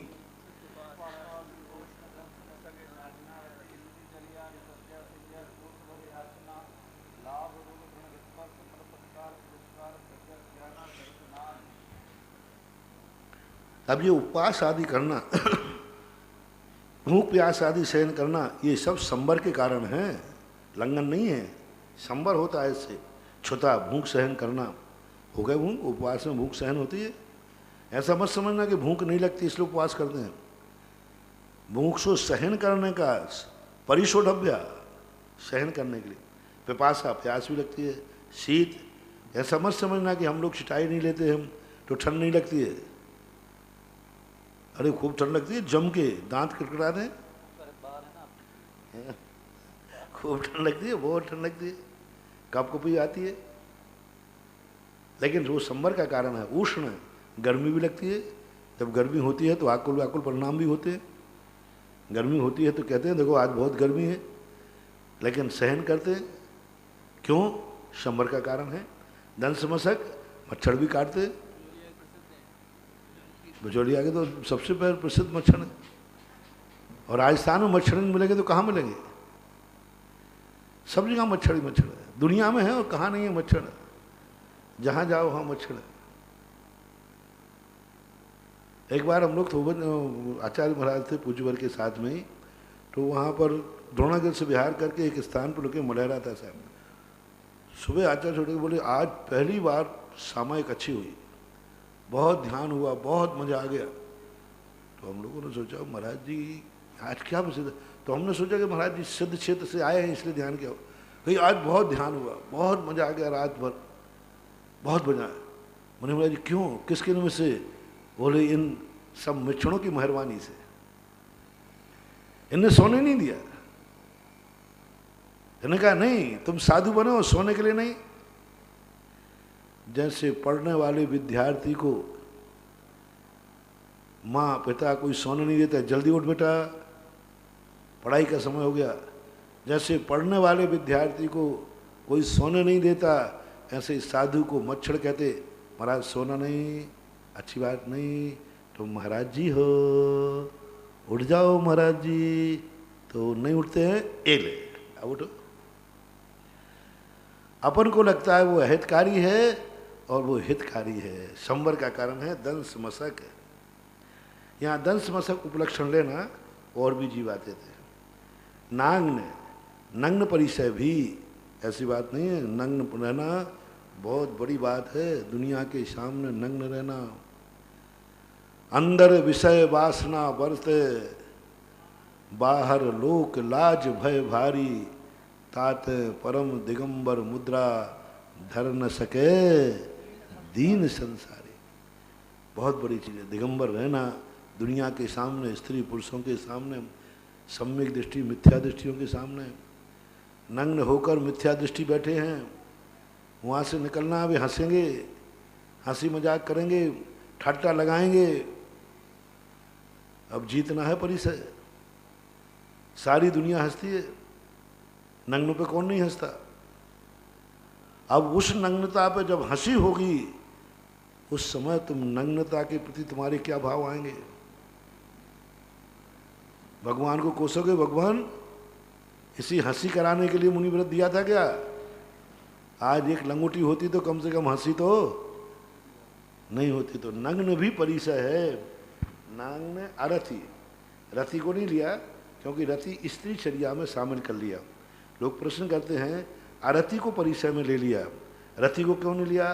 पहली बात तो रति किस व्यक्ति के लिए कष्टदायी नहीं लगती, फिर भी स्त्री परिचय आदि आ गया इसलिए रति उसमें गर्भित हो गया। अरथी, अरथी कोई चीज़ अनुकूल वातावरण नहीं है। अनुकूल स्थान को तो अपन ज़्यादा परिचय नहीं होता, वो तो अच्छा है, लेकिन प्रतिकूल वातावरण हो तो ये स्थान ठीक नहीं है, यहाँ मैं नहीं बैठ सकता, यहाँ मैं विहार नहीं कर सकता, तो अरति में क्लेश होता है। जिसमें क्लेश होने की संभावना हो उसको जीतना। रति में क्या क्या क्लेश हुआ? वातानुकूल स्थान मिल जाए तो क्या क्या कष्ट है? अपन तो अच्छा मानते हो। परिचय का अर्थ क्या है? कष्ट होना चाहिए, और उस कष्ट में संक्लेश नहीं करने का नाम, इसलिए रति को नहीं लिया। स्त्रियां भी परिचय का कारण बन सकती होती हैं, मुनियों पर उपसर्ग होते हैं। जब मुनिराज के स्त्रियों रूप होते हैं, देखो सेठ सुदर्शन के ऊपर मुनि अवस्था के अंदर किस प्रकार का उपसर्ग किया गया सबको मालूम है। चर्या, चर्या का बोलते हैं विहार। जब हम चलते हैं तो कांटे चुभते हैं, कंकड़ चुभते हैं, तो चर्या। निषद्या आसन, जब एक स्थान पे आसन लगाते हैं घुटने दुखते हैं, कमर दुखते हैं, और एक स्थान तो निषद्या परिचय कहलाता है। सैया, सैया परिचय कैसे हो गया? सैया तो सोने के लिए आती है, सैया परिचय कैसे हो गया? सैया तो सोने के लिए, आराम के लिए नहीं। एक करवट से सोना, काठन लकड़ी के पाटे पर सोना, इसलिए उनको कहा, इसलिए सैया को परिचय कहा। आक्रोश, आक्रोश अपन सब जानते हैं। फिर आया वध है, वध कोई मारने के लिए आ जाए। याचना, याचना परिचय, मांगने का भाव आ रहा है, ये वस्तु मुझे मिल जाए तो काम हो जाएगा मेरा, ये वस्तु मुझे मिल जाए तो जाए नहीं। अब मांगने के लिए क्लेश हो रहा है, मांग लो मांग लो, याचना परिचय जय। जिंदगी में कितने मौके आते हैं जिनमें दूसरे से मांगने का भाव आता है। हमारी काम की वस्तु है और दूसरे के पास है, बोलो ऐसे मौके आते कि नहीं? हम लोगों को तो भी आते हैं, मुनिराजों को भी आते हैं। आहार के समय आहार हमें चाहिए है और आहार तुम्हारे पास है, तो आचार्य कहते हैं याचना नहीं करना, तुम्हारे लिए वस्तु चाहिए है और तुम्हारा वो सामने वाले के पास है, पर याचना नहीं कहता, याचक नहीं कहा साधु को।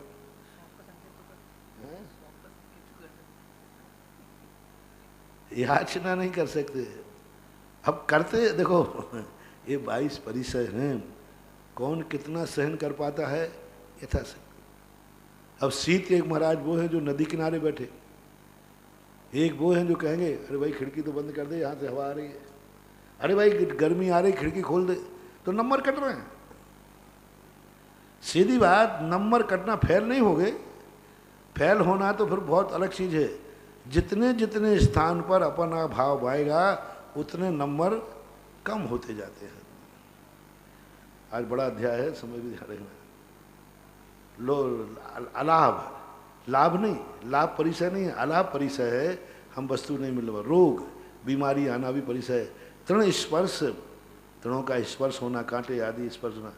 मल, इसमें नहाते नहीं हैं, स्नान नहीं करते, मंजन नहीं करते, तो मल शरीर में होता है, उस मलिन देख करके लोग हंसी उड़ाते हैं। स्वयं को कंडुयन चलती है, खुजली चलती है, नहीं खुजलाना। तो पहले तो इस प्रकार मल, सत्कार पुरस्कार, सत्कार पुरस्कार में हाँ इसमें बहुत कष्ट होता है। सत्कार नहीं, मैं बड़ा आदमी हूँ, मुझे सत्कार क्यों नहीं देते हो, मेरा कोई रिस्पेक्ट नहीं करता, मेरी कोई सुनता नहीं, अब मैं भी कोई कम थोड़ी हूँ, मैं भी महाराज हूँ, मैं महाराज बन गया हूँ, तुम लोग मेरा सत्कार पुरस्कार हो सकता है। मैं आया, मुझे किसी ने कहा ही नहीं कि भाई ये बैठिए, पुरस्कार, पुरस्कार कैसे बोलते हैं, आइए आइए आइए, हाँ मतलब पुरस्कार, आइए बैठिए, सत्कार करना। तो इस प्रकार कौन कुछ करते नहीं, मुझे कोई पूछी नहीं है। हाँ, आरती उतारना, अर्घ उतारना आदि सब, ये सब मन में भाव आ सकते हैं। अब इनमें क्लेश होता है, क्लेश हो गया, सामने वाला कोई आया, उसने नमस्कार नहीं किया, तो क्लेश की संभावना है कि नहीं। उसने अर्घ नहीं चढ़ाया, क्लेश की संभावना है कि नहीं। उसने सम्मान सूचक शब्द नहीं बोला, क्लेश की संभावना है कि नहीं। अब यहाँ सब जगह क्लेश हो सकता है, ये अपन लोग अपनी फीलिंग में पकड़ सकते हैं, अपनी सब फीलिंग में। अब क्लेश होने के बाद उसको जीतना सत्कार पुरस्कार परिचय संबर का कारण है। यानी किसी ने तुम्हारा सत्कार नहीं किया तो तुम्हारा तो संबर हुआ है, जिसने नहीं किया उसका दिवाला निकलेगा। जिसने तुम्हें नमोस्तु नहीं किया, तुम्हें खड़ा नहीं हुआ, तुम्हें आदर नहीं किया, तुम्हें पूजा नहीं की, तुम्हें अरे नहीं, तो उसका दिवाला निकलेगा। तुम्हारे लिए तो पूज्यवर कह रहे हैं उमा स्वामी, तुम्हें तो करने पर कुछ नहीं मिलना, करने पर संबर नहीं होगा। नहीं किया और तुम्हें संक्लेश नहीं हुआ तो तुम्हारा संबर ही है और निर्जरा भी है। करने के बाद समता सहन करेंगे तभी संभव होगा। नहीं, उसने नहीं किया और सहन कर लिया, कोई विकल्प नहीं आया, तब है। मान लो किसी ने अपन को रिस्पेक्ट नहीं दिया और अपन ठीक है क्या करना, ठीक है उसकी मर्जी है, वो जाने उसके काम में, अपन क्या लेना देना। ऐसा अपन ने अपने मन को समझा लिया तो अपन परिचय जीत गए। और अपन ने कहा अच्छा इसने नमोस्त नहीं किया और अपन ने बैर साथ दिया, अब देखूंगा बेटा, अब देखूंगा मैं भी, अब इसको आशीर्वाद देना कल से बंद, अब मैं इसके यहाँ हार के लिए नहीं जाऊंगा, अब मैं इसको ऐसा उतारू। कैसे XYZ, अब कसाय भाव है, आ ही जाता है। अब ये हमने परिचय नहीं जीता, वो बिल्कुल भिन्न कार्य होता है, वो बिल्कुल, ये तो सब अपने अपने भावों के ऊपर आश्रित है। अपन किस उद्देश्य से कर रहे हैं वो अपने भाव में, यदि हमारा उसको लाइन पे लाने का है तो बात अलग है, अपना भक्त बनाने का है तो बात अलग है, उसके तिरस्कार करने का भाव, सब भावों का खेल है अभिप्राय। लेकिन अपन ने किस ढंग से किया, यदि अपना व्यक्तिगत मामला है तो अपने नंबर कटेंगे, और मात्र हमारा व्यक्तिगत नहीं है, हमारा सबके लिए है कि ये सब मुनियों की वो सीखे, तो हो सकता भाव अच्छा है तो अच्छा होगा। सीधी बात, जैन दर्शन अपने खुद के भावों पर अभिप्राय पे है। अभिप्राय क्या है, उसका निर्णय अपन स्वयं को करना है, दूसरा नहीं करेगा। यदि हमारे अभिप्राय में कसाय है तो कसाय है, और नहीं है तो नहीं है, कोई बात नहीं।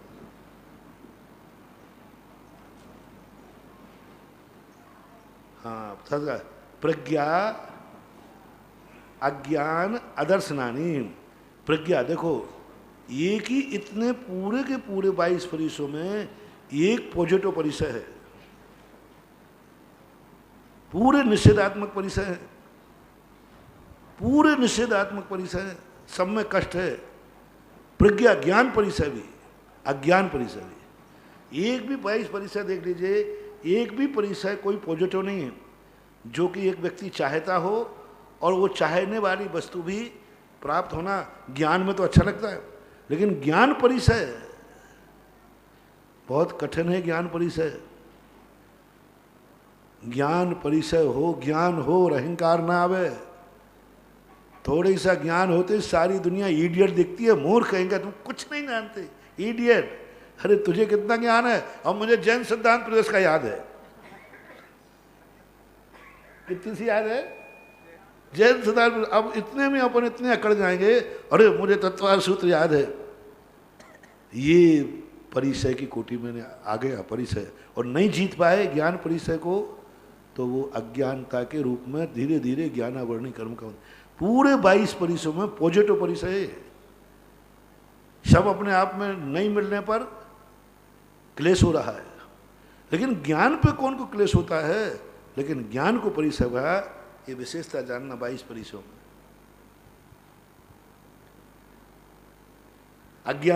अज्ञान तो परिसर है, अज्ञानता का क्लेश होना इस पर।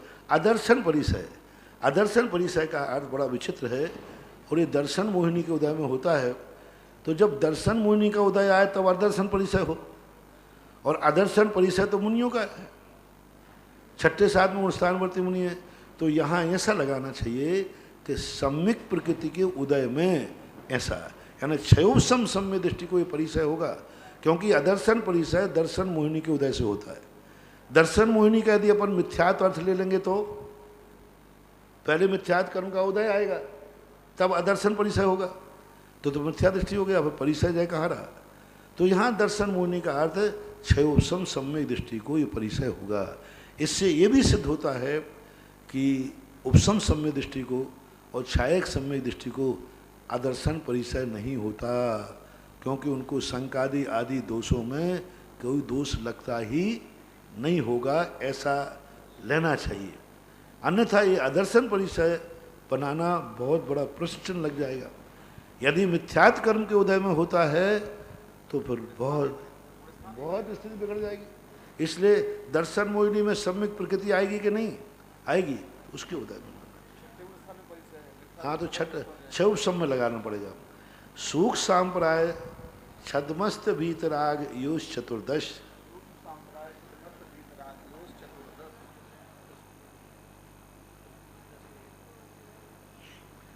सूख सांप्राय यानी किसके लिए?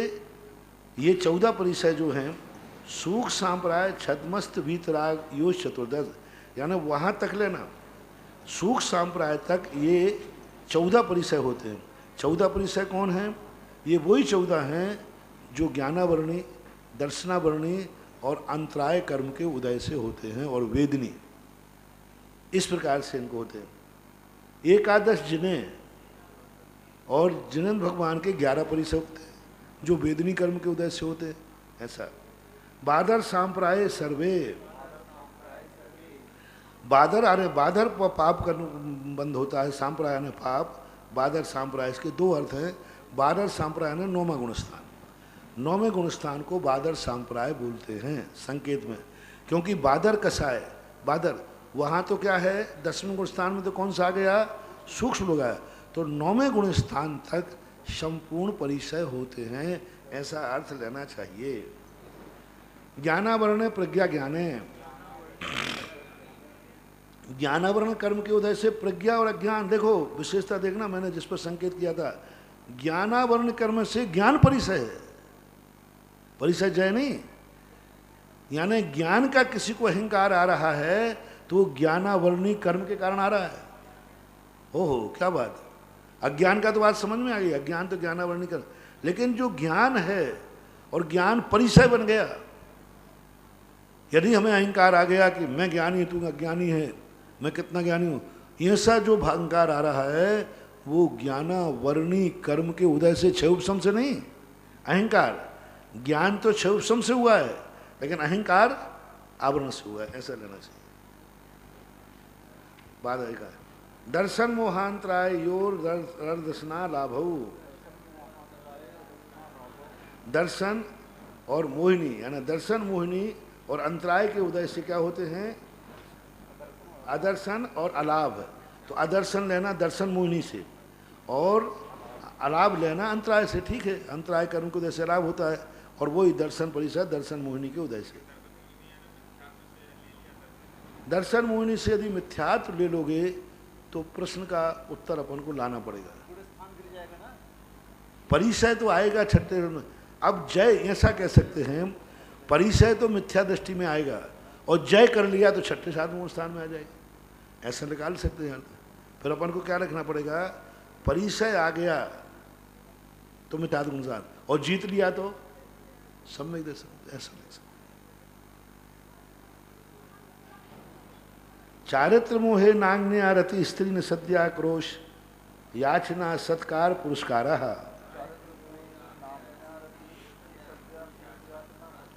और चारित्र मोहिनी कर्म के उदय से कहते थे नग्न परिचय। चारित्र में यानी परिचय क्या? मैं नग्न हूँ, यहाँ तो महिलाएं बैठी, कैसे निकलूँगा? यहाँ तो मिथ्या दृष्टि लोग बैठे, कैसे निकलूँगा नग्न होकर के? ऐसी फीलिंग होना, ये कौन करा रहा है? चारित्र मोहिनी कर्म का उदय करा रहा है। नांगन्या अरति, अरति सब जानते, घृणा भाव। चार स्त्री परिचय, स्त्री को परिचय का रूप बनता है। जय करना चारित्र मोहिनी का नहीं है, स्त्री का परिचय। ये स्त्रियां आ गई, अब मेरे अंदर राग द्वेष पैदा करेंगे। स्त्रियों को ये राग द्वेष पैदा कर सकते हैं, इनको देखते ही मुझे राग पैदा हो जाएगा, ऐसा परिणाम आना। स्त्रियों को देखकर राग उत्पन्न होना, स्त्रियों को देखकर विकार भाव आ जाना, ये कौन सा परिचय है? कौन से? चारित्र मोहिनी कर्म का उदय। और जीत लिया तो स्त्री को देख करके हमें राग भाव नहीं आए, और स्त्रियों को बीच में रहकर के देखने से, उनसे वार्तालाप करने से, उनकी संगति करने से यदि हमारे मन में राग भाव आता है तो स्त्री परिचय हमने नहीं जीता है। निषद्या परिचय, आसन परिचय, बैठने में अपन को महसूस हो मैं नहीं बैठ सकता नहीं। आक्रोश परिचय, याचना परिचय, आक्रोश अपन सब जानते हैं, याचना, याचना सबको मालूम है। सत्कार पुरस्कार अभी बता दिया। वेदनीय शेषाह, शेष कर्म जो बचे 11 वो वेदनी कर्म के उदय से होते हैं। ये सारे के सारे 22 परिचय है ना, तो ये ऊपर 11 हो गए। ज्ञानावरणी के उदय से 2, दर्शना और अंतराय के उदय से 2, 4, और ये कितने हैं? नांग पर 7, नांग अरति स्त्री 7, 7 4 11, तो 11। और वेदनी से बचे कितने? 11 वेदनी के मानना चाहिए। एकादयो भाज्य युगपदे कस्मिन नई कौन विंशते है। परिचय एक को आदि करके एक साथ 19 परिचय हो सकते हैं। 22 परिचय में जो प्रतिपक्षी परिचय हैं, जैसे शीत और उष्ण 2 एक साथ नहीं हो सकते। चर्या, सैया और निषद्या, ये तीनों एक साथ नहीं होते। जब चल रहा है तो बैठा नहीं है, जब बैठा है तो सो नहीं रहा। तो चर्या, सैया और निषद्या, इन 3 परिचयों में से कोई एक होता है। इस प्रकार से 19 उन्होंने बनाए। सामायिक छेदों की स्थापना, परिहार, विशुद्धि, सुख सांप्राय यथाख्यात मिति चारित्रम, ये 5 प्रकार के चारित्र होते हैं जो मुनियों से शुरू होते हैं। सामायिक छेदों पर स्थापना, सामायिक किसे कहते हैं? निर्विकल्पता की तरफ जाना, निर्विकल्प हो जाना, अपने आप में समस्त विकल्पों को छोड़ करके अपने लक्ष्य के चिंतन में चले जाना। छेदों पर स्थापना, परिणामों का गिरना उड़ना, का परिणाम ऊपर जा रहा है नीचे आ रहा है, इस प्रकार। परिहार विशुद्धि, परिहार विशुद्धि वो से बोलते हैं जो समोषण के अंदर कोई व्यक्ति 30 वर्ष तक अच्छी तरह घर में रहा और लगभग 8 वर्ष तक भक्त प्रत्याख्यान नाम का अध्ययन समूषण में बैठ के करता है, उसको परिहार विशुद्धि संयम होता है। सूख सांप्राय 10वें गुण स्थान वर्ती को सूख सांप्राय कहते हैं। यथाख्यात 11वें गुण स्थान से लेकर 12वां 13वां 14वां यथाख्यात 4 गुण स्थान होता है। अनशन मौदर्य व्रत परिसंख्यान रस परित्याग विमुक्त सय्यासन काय क्लेशा बाह्यम तपः।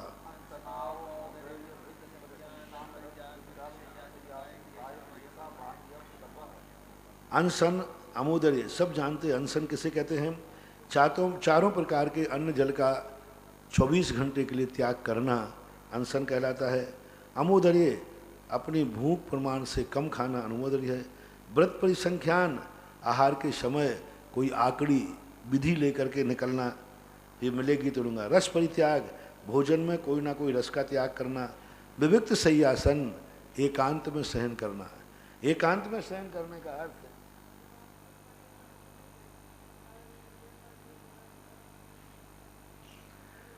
इस विविक्त सय्यासन के संबंध में पूज्यवर वसुनंदी महाराज ने बहुत अच्छा बदमाशों को पकड़ लिया। कई लोग एकांत में सहन करते हैं अपनी मस्ती के, ना कोई देखेगा ना करेगा, ना सामायिक करना ना कुछ करना है, इसलिए अपने एकांत में रहो। तो उन्होंने स्पष्ट कह दिया एकांत का अर्थ क्या? जहाँ असंयत जनों का आना जाना ना हो, स्त्री नपुंसक लोग आदि ना हो, विपरीत मिथ्या दृष्टि आदि ना हो, पशुओं का गमनागमन ना हो, ऐसे स्थान पर सहन करना एकांत है। इससे सिद्ध है कि साधर्म के साथ सहन करने में कोई आपत्ति नहीं है। यानी संघ के साधु सहन कर रहे हैं, उसको उसमें विवेक नहीं आएगा। विपरीत लोगों के अंदर में बहुत अच्छी व्याख्या उन्होंने की। काय क्लेश बाह्य अंतपः, काय क्लेश यानी विभिन्न प्रकार के काय क्लेश करना। साधु तो काय क्लेश सहन करते ही रहता है। प्रायश्चित विनय वैयावृत स्वाध्याय विसर्ग ध्यानान्नुत्तरम।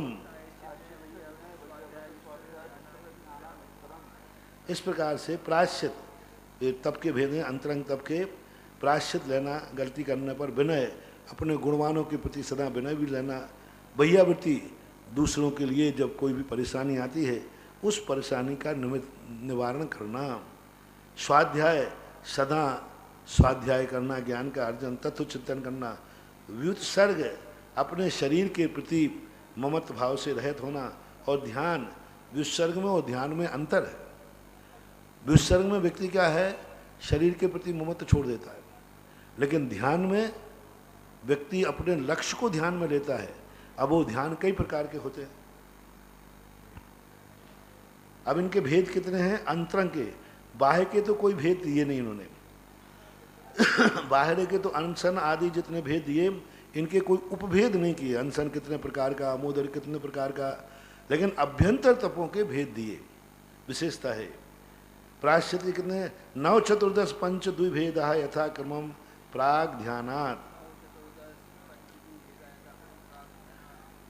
प्रायश्चित, प्रायश्चित का अर्थ 9 प्रकार के प्रायश्चित है, आगे दे रहे हैं। तो 4 विनय, वैयावृत्ति के 10 भेद हैं, और स्वाध्याय के 5 और विसर्ग के 2 यथाक्रम जानना चाहिए। और विसर्ग ध्यान के छोड़ दिए। हाँ, प्राग ध्यान शब्द आ गया ना, ध्यान से पहले पहले के ये भेद हैं। तो इस प्रकार से 9, कौन से 9 हैं?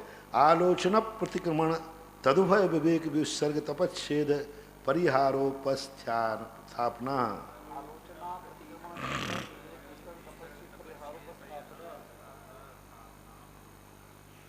आलोचना गलती करने पर आलोचना करना, प्रतिक्रमण करना, तदुभय। आलोचना प्लस प्रतिक्रमण, हम लोगों के जो प्रतिक्रमण है उभय रूप ही प्रतिक्रमण है। आज जो हम लोग प्रतिक्रमण करते हैं उभय रूप है। पहले आलोचना करते हैं, आलोचना का कायोत्सर्ग भी होता है, बाद में प्रतिक्रमण भक्ति करते हैं। तो उभय। विवेक, विवेक कहलाता है जो तुम्हारे वस्तुएं हैं, विवेक का पृथक भी होता है। विवेक का तुम्हें वस्तुओं से अलग कर देना। प्रायश्चित में 1 महीने तक तुम कमंडल नहीं लोगे, फिर सोच से क्या जाऊंगा, आगे जवाब मत करो। गुरु ने कह दिया कमंडल रख दो 1 महीने के लिए, हाँ 1 महीने बिना कमंडल के रहोगे, अरे भाई मैं शौच कहाँ से जाऊँगा, टेक टू ऑर्डर, आगे कुछ नहीं कहेंगे, कुछ बोलेंगे ना, अरे मैं कहाँ शौच कहाँ जाऊँगा, लघु संज्ञा जाऊँगा कि नहीं जाऊँगा, सुधे आंखें मत दिखाओ, कमांडर रख दो बस। अब 1 महीने निकालो बेटा बिना सुसु के, बिना शौच के। अब सूसी शौच नहीं होगी तो आहार मत करो, या तो आहार मत करो, एक स्थान पर बैठ जाओ, कमंडल नहीं मिलेगा।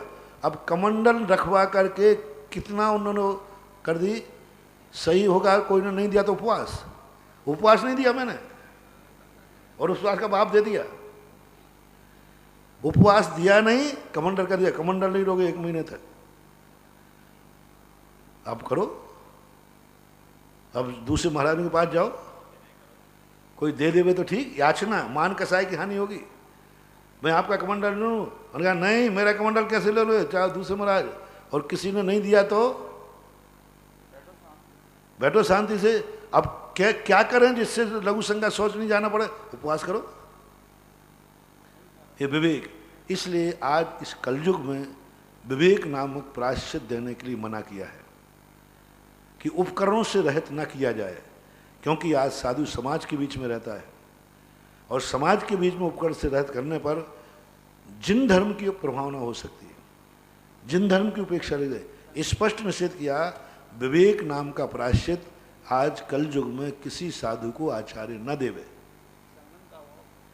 सहन भी नहीं कर पाएगा, उपेक्षा इतनी उपेक्षा हो जाएगी तो वो सहन ही नहीं करेगा। अब उसको कोई ने कमंडल नहीं दिया तो आहार कितने दिन करेगा, कितने दिन उपवास कर लेगा, 1 दिन 2 दिन 3 दिन, महीना भर के लिए रखवा लिया, तो इसलिए मना किया। व्युत्सर्ग, व्युत्सर्ग का अर्थ होता है अलग कर देना, तुम 1 महीने 1 साल तक संघ से अलग रहोगे, कोई तुम्हारे साथ नहीं रहेगा। तो लोग मुझे एकल बिहारी करें, आवाज़ ज़्यादा मत करो, अब क्या जवाब दोगे। अब तुम कहीं भी जाओगे तो सबसे पहले पूछे क्यों भाई तुम अकेले बिहार क्यों कर रहे हो, अब बताओ। सब कहना ही पड़ेगा मुझे गुरु ने अकेले भेज दिया, क्यों भेज दिया, प्रायश्चित में, बस यही तो सजा है। जहां जाओगे अकेले को एक हर व्यक्ति पूछे महाराज अकेले बिहार कर रहे हैं आप, और कोई क्यों नहीं है, तो आप क्या झूठ बोल नहीं सकते। परिहार तपस्या परिहार भी है, और तपच्छेद दूसरा। विस्तर का अर्थ ये भी होता है जाओ तुम वहां से सामायिक करने के लिए खड़े हो जाओ, हाँ 1 साल के लिए, 1 साल के नहीं 24 घंटे छत पे खड़े रहना विस्तर के लिए। तपच्छेद, तपस्या का छेद कर देना, कम कर देना। परिहार,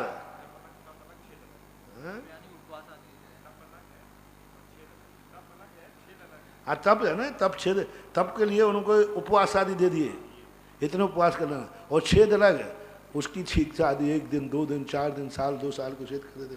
परिहार, परिहार है संघ से निकाल देना, अलग कर देना आदि। ज्ञान दर्शन चारित्रोपचारा, उपस्थापना, उपस्थापना का अर्थ होता है यदि किसी से दोष बन गया था तो उसकी उपस्थापना करना, छेद के बाद उपस्थापना की गुंजाइश होना चाहिए। ज्ञान दर्शन चारित्रोपचारा, अब ये विनय के भेद हैं, दूसरे विनय थे ना, विनय, ज्ञान दर्शन चारित्र, ज्ञान विनय, दर्शन विनय, चारित्र विनय, यानी ज्ञान की विनय ने ज्ञान की विनय, ज्ञानी की विनय, दर्शन विनय दर्शनी की विनय, चारित्र विनय चारित्री की विनय, और उपचार विनय। उपचार विनय कहलाते हैं व्यवहारिक विनय, जैसे सामान्य रूप से अपन लोग करते हैं, आइए साहब, बैठिए साहब, खड़े हो गए, नमस्तु कर लिया आदि आदि, उनका रिस्पेक्ट करना है, उपचार विनय कहलाता है। आचार्योपाध्याय तपस्वी शैक्ष किलान गण कुल संग साधु मनुज्ञानाम। भैयावृत्ति किनकी करना चाहिए, क्योंकि भैयावृत्ति नाम का तीसरा अंतरंग तप है। आचार्य की भैयावृत्ति, उपाध्याय की भैयावृत्ति, तपस्वी की भैयावृत्ति, शैक्ष की भैयावृत्ति, ग्लान की। आचार्य को सब जानते हैं, आचार्य परमेष्ठ की भैयावृत्ति की जाती है क्योंकि वो अपने गुरु हैं। लेकिन भैयावृत्ति का अर्थ क्या शब्द है, संकट निवारण, खेद निवारण, शौक में नहीं, पक्षचंपी नहीं करना बैठे बैठे। ये तो मात जैसे मान लो बैठे, कोई तकलीफ नहीं, कुछ ऐसे पैर पकड़ लिए, ये भैयावृत्ति में नहीं आएगा, ये विनय में आएगा, समर्पण में आएगा। अपने आप को बैठे सामान्य रूप से भैयावृत्ति कर रहे हैं, यानी वो ये बता रहा है हम आपके चरणों की धूल हैं, समर्पण है। ये भैयावर्ती में नहीं आएगा, क्योंकि उनको तकलीफ ही नहीं है, बल्कि अपने पकड़ने से तकलीफ और हो रही। अपन बैठे बैठे पैर, उनको पैर, गुरु के पैर पकड़ लेते ना ऐसे, हाँ, जैसे रामटेक में बैठ गया था तो मैं भैयावर्ती नहीं कर रहा था, मैं तो उनके बिना कर रहा था, समझ लो। भैयावर्ती में उनको तकलीफ ही नहीं थी, वो तो 2 बार यूं किया, लेकिन मैंने जोर से पकड़ लिया। तो ऐसा माना, तो भैयावर्ती का अर्थ होता है दुख निवारण। शौक से नहीं की जाती भैयावर्ती, दुख निवारण के। आचार्य उपाध्याय पे कोई संकट आ जाए, वो हमें ज्ञान देने वाले हैं, उनको यदि परेशानी हो जाएगी, गुरु को परेशानी हो जाए, हम अनाथ हो जाएंगे। उपाध्याय को हो जाए, हमें कौन पढ़ाएगा। तपस्वी की यदि हम भैयावर्ती नहीं करेंगे, क्योंकि तप करने से क्लेश होता है, तो मार्ग का लोप हो जाएगा। वे शैक्ष, पढ़ने वाले को हम अनुकूलता नहीं बनाएंगे तो सारे फिर क्या होगा। शैक्ष की भैयावर्ती करना, बहुत पढ़ते हैं, बहुत अध्ययन करते हैं, और गिलान की भैयावर्ती होना ही चाहिए। गिलान है ना बीमार। गण यानी बोलते हैं स्थिर साधुओं के समूह को गण बोलते हैं, जहाँ बुजुर्ग बड़े लोग, दीर्घ शिक्षित साधु, दीर्घ दीक्षित साधु, स्थिर के समूह को गण बोलते हैं। दूसरा 2 से अधिक समूह होता है, उसको गण बोलते हैं। 2 प्रकार के गणों की व्याख्या मिलती है, ऐसा मानते हैं। कुल यानी एक गुरु के दीक्षित शिष्यों को कुल बोलते हैं। संघ है, जो साधु संघ होते हैं वो हैं साधु। और मनोज्ञानाम, मनुज्ञ वो कहलाते हैं जो किसी कार्य को दीक्षा लेने योग्य हैं, तपस्या करने योग्य हैं, पढ़ने योग्य हैं, प्रभावना करने योग्य हैं। अब मनु की बहुत परिभाषाएं, शुरू करें वहाँ से कि मान लो कोई दीक्षा लेने के योग्य है, लेकिन किसी कारण से नहीं ले पा रहा है, और मैं उस समस्या को समाधान कर दूं तो इसका दीक्षा हो जाएगी, तो उसको कर देना। कोई व्यक्ति तपस्या करना चाह रहा है, साधु, लेकिन कुछ ऐसी प्रतिकूलताएं हैं, यदि वो दूर हो जाए तो तपस्या कर ले, उसको दूर कर। कोई बहुत अध्ययन करना चाहता है, लेकिन उसकी समस्याएं इस कारण से नहीं कर पा रहा है, और मैं उस समस्या को दूर कर दूंगा तो ये अध्ययन कर लेगा बहुत अच्छा, तो उसकी अनुकूलता मिला देना, द्रव्य क्षेत्र काल आदि मिला देना। महाराज यहाँ रहो तो आपका अध्ययन हो जाएगा, यहाँ विद्वान लोग भी हैं, चर्चा भी अच्छी होगी, वातावरण भी अध्ययन के योग्य है यहाँ स्थान, तो उनके अध्ययन के योग्य स्थान बता देना। ये स्थान तपस्या के लिए बहुत अच्छा है, यहाँ बढ़िया उपवास हो जाएंगे, बढ़िया वातावरण अच्छा है तो उपवास हो जाएंगे, तो ये मनोज्ञ की भैयावर्ती है। अनुकूलता बना देना ही वास्तविक भैयावर्ती है। भैयावर्ती की अर्थ क्या है? प्रतिकूलता को हटा देना और अनुकूलता बना देना, यही वास्तविक भैयावर्ती कहलाती है। वाचना प्रक्षणानुप्रेक्षामनाय धर्मोपदेशा। वाचना अपन सब स्वाध्याय के डरते हैं, सुबह तत्वार सूत्र की वाचना करते हैं, शाम को अपन प्रक्षणा स्वाध्याय करते हैं। अभी स्नातक बच्चे अनुप्रेक्षा स्वाध्याय कर रहे हैं, अनुप्रेक्षाओं का बार बार चिंतन करना। आमना, बार बार दोहराने को आमना बोलते हैं। धर्मोपदेश अभी प्रवचन अपन चला ही रहे हैं। तो ये 10 प्रकार के 5 प्रकार के स्वाध्याय के भेद हैं।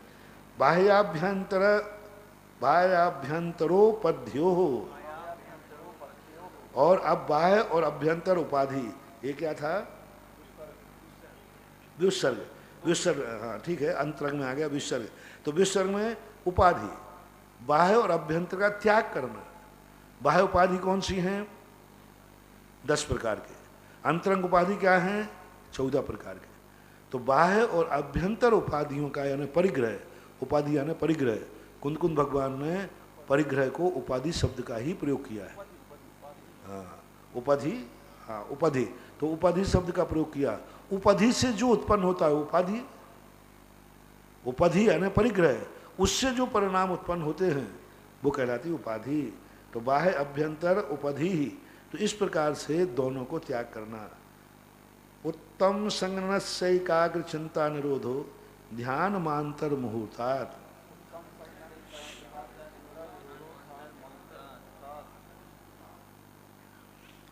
ये सूत्र अनेक प्रश्नों को उत्पन्न करने वाला है, मात्र इस कारण से कि इसमें उत्तम संघनन शब्द क्यों बनाया। आप शुक्ल ध्यान की परिभाषा बना रहे हैं या ध्यान की परिभाषा बना रहे हैं? जब ध्यान की परिभाषा बना रहे हैं तो उत्तम संघनन शब्द क्यों लगाया? क्योंकि ध्यान जो है क्षण संगनन के साथ होते हैं। धर्म ध्यान की बात कहें मोक्ष मार्ग का प्रसंग होने से, दो बताया। धर्म ध्यान से रहित तो कोई जीव है ही नहीं। निगोदिया जीव है तो भी उसके पास भी ध्यान है, और कुछ भी ध्यान नहीं। तो ध्यान की परिभाषा में उत्तम संगनन क्यों लगाया? अपन प्रश्न उठाएं कि पूज्यवर का भाव रहा होगा कि ये मोक्ष मार्ग का प्रसंग है, इसलिए उन्होंने यहाँ क्या कर दिया कि मोक्ष मार्ग के प्रसंग में उत्तम लगा दिया। तो भी गलत है, तो भी ठीक नहीं, क्योंकि क्षण संगनन वालों को धर्म ध्यान होता है। असंप्राप्त राजसिपाट का संगनन वाले भी मुनि होते हैं कि नहीं? पंचम गुण स्थानवर्ती होते कि नहीं? चौथे वाले भी होते हैं। तो फिर ऐसी स्थिति में क्यों लगाया? तो कोई उसका उत्तर समझ में नहीं आया कि उत्तम संगनन क्यों लगाया। मात्र एक छोटा सा समाधान करने के लिए है कि पूर्ण संवर और निर्जरा, क्योंकि ये संवर चल रहा है, तो संवर के प्रसंग में यदि पूर्ण संवर कोई करेगा तो उत्तम संगनन वाला ही करेगा। ये तो हमने खींच तांच के गुरुदेव की, उमा स्वामी की सूत्रों की रक्षा करने के लिए कहा, लेकिन अभी समझ में नहीं आया। क्योंकि आप यहाँ शुक्ल ध्यान का विशेषण बनाते तो हम उत्तम शब्द का अर्थ निकाल लेते 3 संगनन। उत्तम शब्द हमारे यहाँ पर्यायवाची 3 संगनन उत्तम कहलाते, उत्तम 3 ले लेते तो तीनों संगनन वाले शुक्ल ध्यान के अधिकारी होते। सभी ध्यान अंतर्मुहूर्तवर्ती होते हैं। कोई भी ध्यान अंतर्मुहूर्त से ज़्यादा होता ही नहीं, चाहे आर्त ध्यान हो, चाहे रौद्र ध्यान हो, चाहे धर्म ध्यान हो। ध्यान का काल ही अंतर्मुहूर्त। पूरा सूत्र मैं कह रहा हूँ, पूरा सूत्र सही है। एकाग्र चिंता का अर्थ है, एकाग्र चिंता का नाम ध्यान है। चाहे आर्त ध्यान हो तो भी वो एकाग्र एक ही धुन में है। रौद्र ध्यान है तो सब ध्यान की परिभाषा में कहीं कोई अंतर नहीं, शब्द में व्याख्यान में है उत्तम संगनन। तो ये उत्तम संगनन शब्द का डालने का पूज्यवर का क्या अभिप्राय रहा हो, हमारी बुद्धि से अभी दूर है। बैठाने का प्रयास करता हूँ समय समय पर, जब भी ध्यान की कोई चिंतन आता है करता हूँ तो इस सूत्र को जरूर स्मरण में लाता हूँ, और इस सूत्र में स्मरण आकर के जरूर उमा स्वामी को याद करता हूँ, प्रभु थोड़ी सहायता करो, बता दो, कहीं ऐसा ना हो जाए कि हमें समझ में नहीं आए तो हम भी आदर्शन परिसर में चले जाएं। क्यों शुक्ल ध्यान? क्यों? क्या शुक्ल ध्यान की परिभाषा बना रहे कि ध्यान की?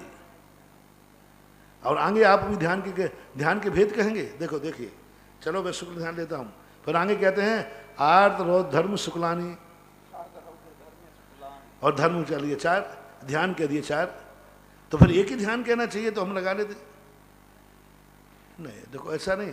अपन को देखो प्रभु ने कहा है, उसमें हमें कोई संदेह नहीं हो रहा है, लेकिन एक जैसे सरलता से हमें सब सूत्र समझ में आ रहे हैं, ऐसे ये भी समझ में आ जाना चाहिए।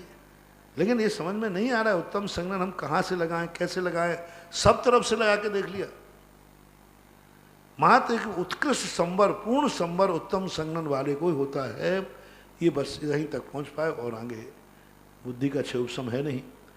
आर्त रौद्र धर्म शुक्लानी, आर्त रौद्र धर्म और शुक्ल ये ध्यान 4 होते हैं।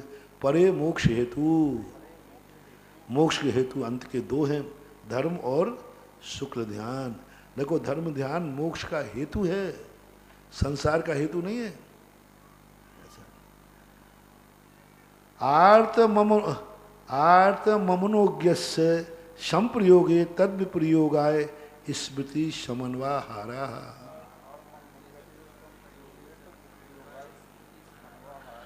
आर्तम अमनोज्ञस्य संप्रयोगे, आर्त किसे कहते हैं?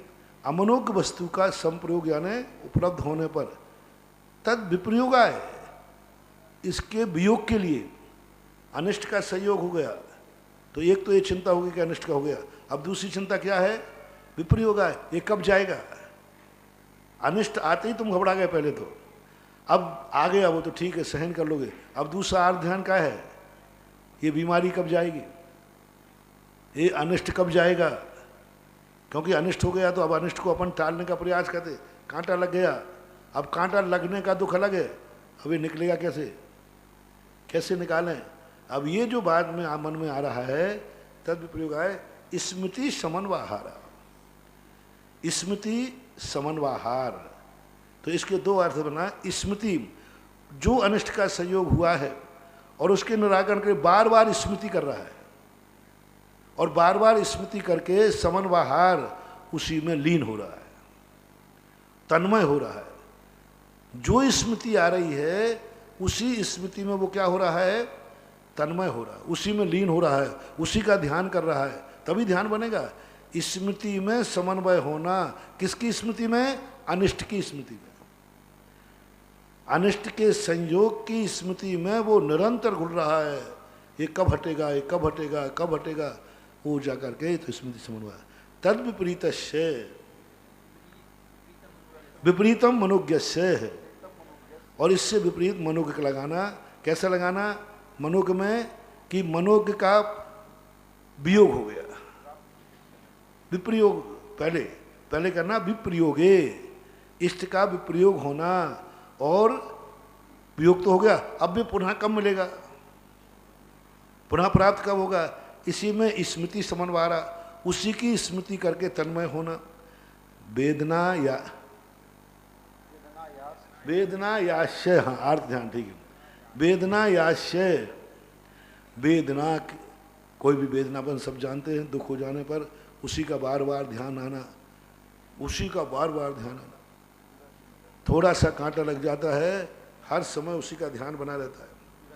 निदानम छह, भविष्य में भोगों की इच्छा रखना, भविष्य में कोई वस्तुओं को प्राप्त करने की इच्छा रखना। तद व्रत देश व्रत प्रमत्त संहिता नाम। अब ये जो आर्त ध्यान है किसके होता है, अविरत, अविरत में 3 लेना, मिथ्या दृष्टि, दूसरा, तीसरा, चौथा, 4 गुण स्थान लेना, ये चारों अविरत में आ गए। और फिर कौन सा है, देश व्रत प्रमत्त संहिता नाम, प्रमत्त संयत तक देशवृत्ति के और प्रमत्त संहिता नाम इनके होता है। अब यहाँ पर ये ध्यान रखना, देश व्रत और प्रमत्त संहिता नाम ये 2 शब्द कहे। अब पूज्यवर ये नहीं कह रहे हैं कि प्रमत्त संयत के निदान नहीं होता, उमा स्वामी महाराज के लिए यह बात नहीं कही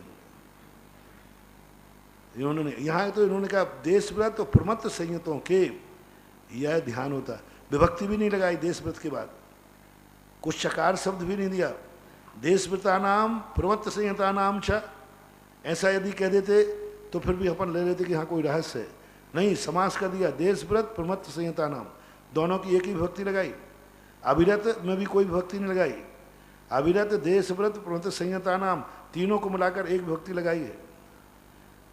तो कोई संकेत नहीं दे रहे हैं, तो मुझे कहीं ऐसा तो नहीं कि पूज्यवर उमा स्वामी की दृष्टि में निदान 6ठे गुण स्थान तक जाता हो, इससे तो यही निकल रहा है।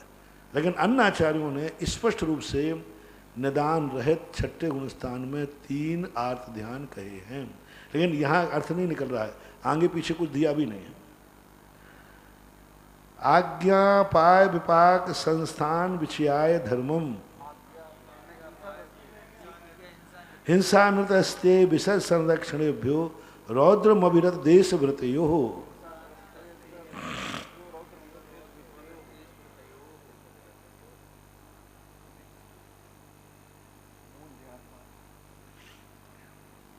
हिंसा अनृत, ये जो हैं हिंसा अनृत यानी झूठ, स्त्री चोरी, विषय संरक्षणोभ्यो, इनका संरक्षण करना है, संरक्षण करना, देखो कैसी बात है, हिंसा का संरक्षण करना यानी हिंसा करने के लिए तत्पर रहना, झूठ बोलने के लिए तैयार, झूठ बोलने के लिए हमेशा तैयार रहना, इससे संरक्षण शब्द इसलिए दिया, चोरी करने के लिए तैयार है, निरंतर कैसे चोरी करूं, कैसे माल चुकाऊं, कैसा झूठ बोलूं जिससे मैं पकड़ा भी नहीं जाऊं और मेरा काम भी हो जाए।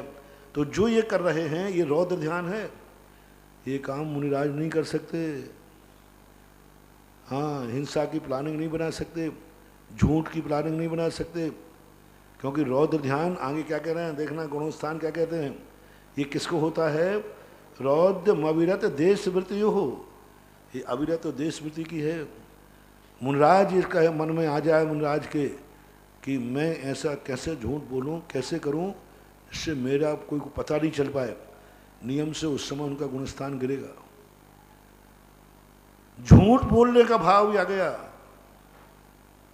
कि मैं झूठ बोल रहा हूं और वो रौद्र ध्यान के अंतर्गत है प्लानिंग। मैंने ऐसा झूठ बोला कोई ने पकड़ नहीं पाया, सबने सही मान लिया, गुरु महाराज ने भी सही मान लिया। मैंने गुरु को भी ऐसे किया, साधर्मी सब संघ के सामने इस ढंग की बात की कि सब मुझे सत्य मान गए, किसी को मेरे ऊपर शंका नहीं है। अरे भैया शंका तो किसी को नहीं है, लेकिन तुम्हारा कबाड़ा हो गया। हाँ, नीचे गुणस्थान में आ गए, देश वृत्त में आ गए, अविरति में आ गए, और ज़्यादा आनंद मनाया तो मिथ्यात्व में आ गए। इसलिए मुनिराज लोगों को कभी भी अनृत करने की कोई प्लानिंग नहीं बनाना चाहिए। कोई कभी झूठ से धोखे से निकल जाए वो बात अलग है, प्री प्लानिंग नहीं। घंटों सोचना पड़ता है, एक झूठ बोलने के लिए घंटों सोचना पड़ेगा, सत्य बोलने के लिए नहीं। सत्य बोलने के नहीं छोड़ना, सत्य झूठ बोलने के लिए जो बहुत सोचना पड़ता है, क्योंकि पकड़ा गया तो।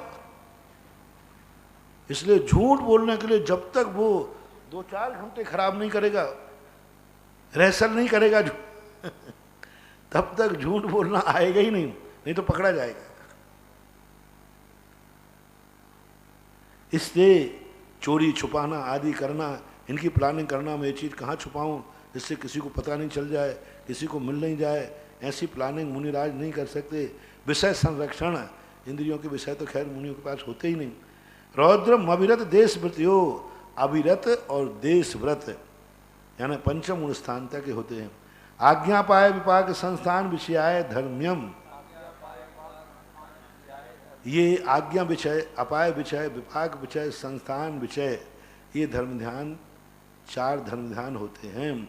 विषय शब्द का अर्थ होता है आज्ञा, आज्ञा से विचार करना, आज्ञा संक्रांति विषय बोलते ना, एक प्रकार विचार, आज्ञा में धर्म खोजना, आज्ञा से धर्म खोजना, डिस्कशन, विषय बोलते परिवर्तन, ऐसा। अपाय, अपाय सब जानते हैं, ये जो मिथ्यात्व है, ये कसाएं हैं, ये कैसे दूर होंगी। देखो इसके कितने कर्मों का उदय चल रहा है, ये कैसे दूर हो। तो अपाय का अर्थ होता है पृथक करना, दूर करना। कैसे दूर करूं इस मिथ्यात्व को जगत के, मेरे अपने खुद की कसायों को कैसे दूर करूं, मेरे में खुद में बुराइयां हैं उसको कैसे दूर करूं, स्वयं की और पर की, दोनों की बुराइयों को जो अपन को महसूस हो रही हैं कि मेरे में ये कमी है, इसको मैं कैसे दूर करूं, ऐसा भाव आना अपाय विषय धर्म ध्यान है। मिथ्यात्व को, बुराइयों को, असंयमियों को दूर करने का चिंतन करना भी धर्म ध्यान है। विपाक विषय, कर्मों के भ्रमण में, उसमें विपाक में धर्म खोजना, विषय यानी खोजना, एक प्रकार का उसमें मंथन करना, ऊहापोह करना, तहकीकात करना। विषय का अर्थ क्या है, खोजना, तहकीकात करना, विचार करना, गवेषणा करना, शोध करना। आज्ञा में तहकीकात करना, किसकी, धर्म की। गुरु ने आज्ञा दे दी, हमें कुछ समझ में नहीं आ रहा है, तो उस आज्ञा में धर्म का खोज करो, उस आज्ञा में धर्म खोजो, कहाँ धर्म है। ऐसे नहीं कि मान लेने पर, आपको क्या आज्ञा मानन करने में धर्म नजर आ रहा है। ये आज्ञा पालन कर ली तो मेरे लिए अहिंसा धर्म पल जाएगा, ये आज्ञा पाल ली तो मुझे झूठ नहीं बोलना पड़ेगा, ये आज्ञा पाल ली तो मेरा रत्नत्र और विशुद्ध हो जाएगा। ऐसा भाव आना आज्ञा मानने का नहीं कि जो आज्ञा मर गई तो हो गई। भाई तुमने ये कार्य क्यों किया, भैया मुझे पता नहीं है, महाराज ने आज्ञा दी थी तो मैंने कर लिया। नहीं, वो धर्म ध्यान नहीं है, धर्म ध्यान नहीं है। आज्ञा में धर्म खोजना, मैंने इसलिए पाला कि इस आज्ञा पालन करने में ही मेरे धर्म की रक्षा थी, उनकी आज्ञा मानना ही मेरा रत्नत्र सुरक्षित है, जिनवाणी की आज्ञा मानने से ही मेरा मोक्ष मार्ग बनेगा।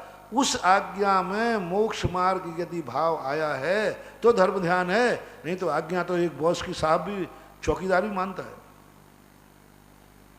वो फाइल की वहां फाइल रखा था, क्यों रखा है, उन्होंने कहा था, आज्ञा मानी के नहीं, लेकिन सब में दृष्टि फाइल रखने जाएगा, तुरंत कहेगा वहां पर फाइल रखने में ही मेरा कल्याण है। वो धर्म है। विपाय में इनके कष्ट दूर हों, इनके कष्ट दूर होने में तुम्हारा कौन सा धर्म पल रहा है, ये दुखी है, इसका कष्ट दूर हो जाए, ऐसा चिंतन तुमने किया, ये कोई धर्म ध्यान नहीं है। उसके कष्ट दूर हो जाएं तो तुम्हारा धर्म ध्यान पलेगा क्या? हाँ, अनुकंपा, दया धर्म पलेगा। अपने हमारा दुख दूर हो जाए तो मैं धर्म ध्यान कर सकूंगा। तो धर्म ध्यान रहना, विपाक विचय, किसको मालूम नहीं कि कर्म है, असाता कर्म का उदय है इसलिए दुखी है, नहीं, ये यदि इसका कर्म है उसमें धर्म देना, मेरा चिंतन करना, समता भाव आएगा ऐसे चिंतन करने से। ऐसे 3 लोक के नक्शे को गवेषणा करना कोई बड़ी बात नहीं है, सब व्यक्ति गवेषणा करते हैं, लेकिन गवेषणा करने में 3 लोक के नक्शे को पढ़ने में आपको धर्म ध्यान दिख रहा है कि भूगोल दिख रही है? क्या दिख रहा है आपको? ज्योतिष मंडल का चिंतन करने में क्या दिख रहा है आपको? स्वर्गों का चिंतन करने में। आप मात्र 3 लोक को समझना चाहते हो कि 3 लोक को समझते समय आपको कुछ धर्म दिख रहा है? हाँ, धर्म दिख रहा है मुझे। नरकों के चिंतन करने में क्या धर्म दिख रहा है? धर्मों के चिंतन करने से मैं पाप से बच रहा हूं, क्योंकि नरकों का फल देखा तो मैंने आरंभ परिग्रह छोड़ दिया। स्वर्गों का चिंतन करने से क्या हुआ? पता चला कि ऐसा करने से स्वर्ग मिलते हैं। तो इस प्रकार का विषय करना। शुक्ले छात्र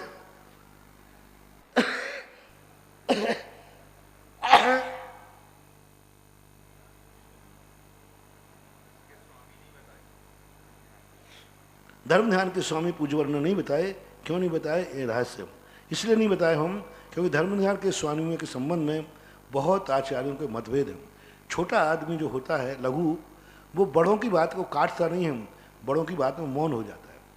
उमा स्वामी की हमने विशेषता देखी, जो बात बड़े लोगों के मतभेद पाए गए उनमें ये मौन साध लेते हैं। भैया अपन बड़ों के चक्कर में नहीं पड़ते। एक कह रहा है कि मम धर्म ध्यान 10वें गुण स्थान तक है, एक कह रहा है कि धर्म ध्यान कहाँ से है? नीचे से नीचे गुण स्थानों में 7म तक है। अब कौन चक्कर में पड़े? उन्होंने कहा अपन स्वामी बताए थे नहीं, अपने अपने स्वामी लगा लेना। शुक्ले चाद्य पूर्वविदा, जो पूर्वविद वाले होते हैं, जो शुक्ल ध्यान होते, आदि के 2 शुक्ल ध्यान हैं, वो पूर्वविद वालों को ही होते हैं। अब इसके संबंध में बहुत सारे विचार हैं, समय का अभाव है। परे केवल इनाहा पृथकत्व वितर्क सूक्ष्म क्रिया प्रतिपाति विपरीत क्रिया निर्वृत्तीन। पृथकत्व वितर्क, शुक्ल ध्यान जो 4 होते हैं उसमें पृथकत्व, एकत्व, वितर्क दोनों के साथ लगाना।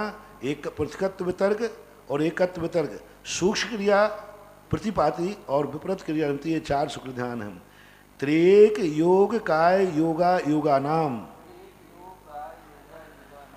जो पहला शुक्ल ध्यान है वो तीनों योगियों को होता है। यानी पहले शुक्ल ध्यान का काल इतना है कि उस काल में तीनों योग हो जाते हैं। अन्यतम मत लगाना इसमें कि किसी एक योग। पृथकत्व वितर्क विचार ध्यान का काल इतना है कि उसमें नियम से तीनों योग हो ही जाते हैं। यानी योग का काल कम है, पृथकत्व विचार का काल ज़्यादा है। और एकत्व वितर्क का काल इतना है कि वो किसी योग में होगा, या तो काय योग, मनोयोग और या वचन, एक में ही होगा, अन्यतम कोई भी एक हो, क्योंकि योग का काल खत्म नहीं हो पाएगा, उसके पहले ध्यान पूरा हो जाता है, इसलिए एक योग में है। और त्रियोग योग काय योगा नाम, तीसरा जो काय योग में सूक्ष्म काय में बैठ करके तीसरा शुक्लान ध्यान किया जाता है। और अयोगी नाम चौथा अयोगी के होता है। एकत्रे सवितर्क विचारे पूर्वे, एक के आश्रय से उत्पन्न होते हैं। यानी ये दोनों शुक्ल ध्यान जो हैं सुत का आश्रय लेके होते हैं, एक एक समान। यानी शुक्ल चाद्य पूर्वविदा है तो पूर्वविद वाले को ही 2 शुक्ल ध्यान होंगे। एक आश्रय का अर्थ है अधिकरण, स्वामी। देखो शुक्ल ध्यान के स्वामी बता दिए, एक आश्रय सवितर्क विचारे पूर्वे, यानी पूर्वविद हो दोनों के लिए, सवितर्क विचारे पूर्वे। और दोनों ध्यान क्या हैं? सवितर्क हैं, विचारे हैं, पूर्वे। अब इसमें बहुत सारे प्रश्न हैं, मैं उठा नहीं रहा हूँ अभी। सवितर्क और विचारे, दूसरा ध्यान विचार नहीं होता, अविचार होता है, लेकिन वो आगे कह रहे हैं अविचारम द्वितीयम। तो अब यहाँ पर फिर द्विवचन नहीं कहना चाहिए था। पूर्व के 2 ध्यान वितर्क हैं, विचारे हैं, एक कह दे, लेकिन फिर भी कहा अविचारम द्वितीयम। द्वितीय विचार का होता है संक्रांति, विचार का अर्थ क्या होता है? संक्रांति, परिवर्तन। तो पहले शुक्ल ध्यान में तो परिवर्तन है, दूसरे शुक्ल ध्यान में कोई परिवर्तन, इसलिए उसको अविचार कहते हैं। वितर्कः श्रुतम, वितर्क किसे कहते हैं? श्रुत को। तो दोनों में श्रुत का आलम्बन है। विचार योग, विचारोर्थ व्यंजन योग संक्रांति।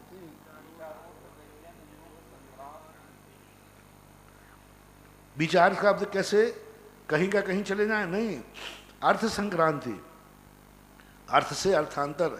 एक शब्द के 3 अर्थ थे, तो अभी एक अर्थ पे चिंतन किया, अब दूसरे अर्थ पे चिंतन कर रहा है, तीसरे अर्थ पे चिंतन कर रहा है। एक बार अर्थ का अर्थ होता है पदार्थ, अभी एक पदार्थ का चिंतन कर रहे थे, अब दूसरे पदार्थ का चिंतन कर रहे हैं। तीसरी बार अर्थ का अर्थ होता है प्रयोजन, अभी एक प्रयोजन पर लक्ष्य पे चिंतन था, अब दूसरे लक्ष्य पे चले गए। तो ये सब अर्थ के अनेक पर्यायवाची हैं। व्यंजन, व्यंजन कहलाते हैं अव्यक्त अक्षर, व्यंजन आदि कहलाते हैं। योग, कभी मनोयोग से कभी जन से संक्रांति होती रहती है, संक्रांति। सम्यक दृष्टि श्रावक, वृतानंत वियोजक, दर्शन मोहे छप कोप समकोप शांत मोह छपक क्षीण मोह जना, क्रमशो संख्ये गुण निर्जरा। सम्यक दृष्टि जो है, सम्यक दृष्टि श्रावक, यानी ये निर्जरा करने के उपाय बताए, क्योंकि इस अध्याय में 2 का कथन है, एक तो है शंबर का और दूसरा है निर्जरा का। दोनों को एक साथ क्यों किया?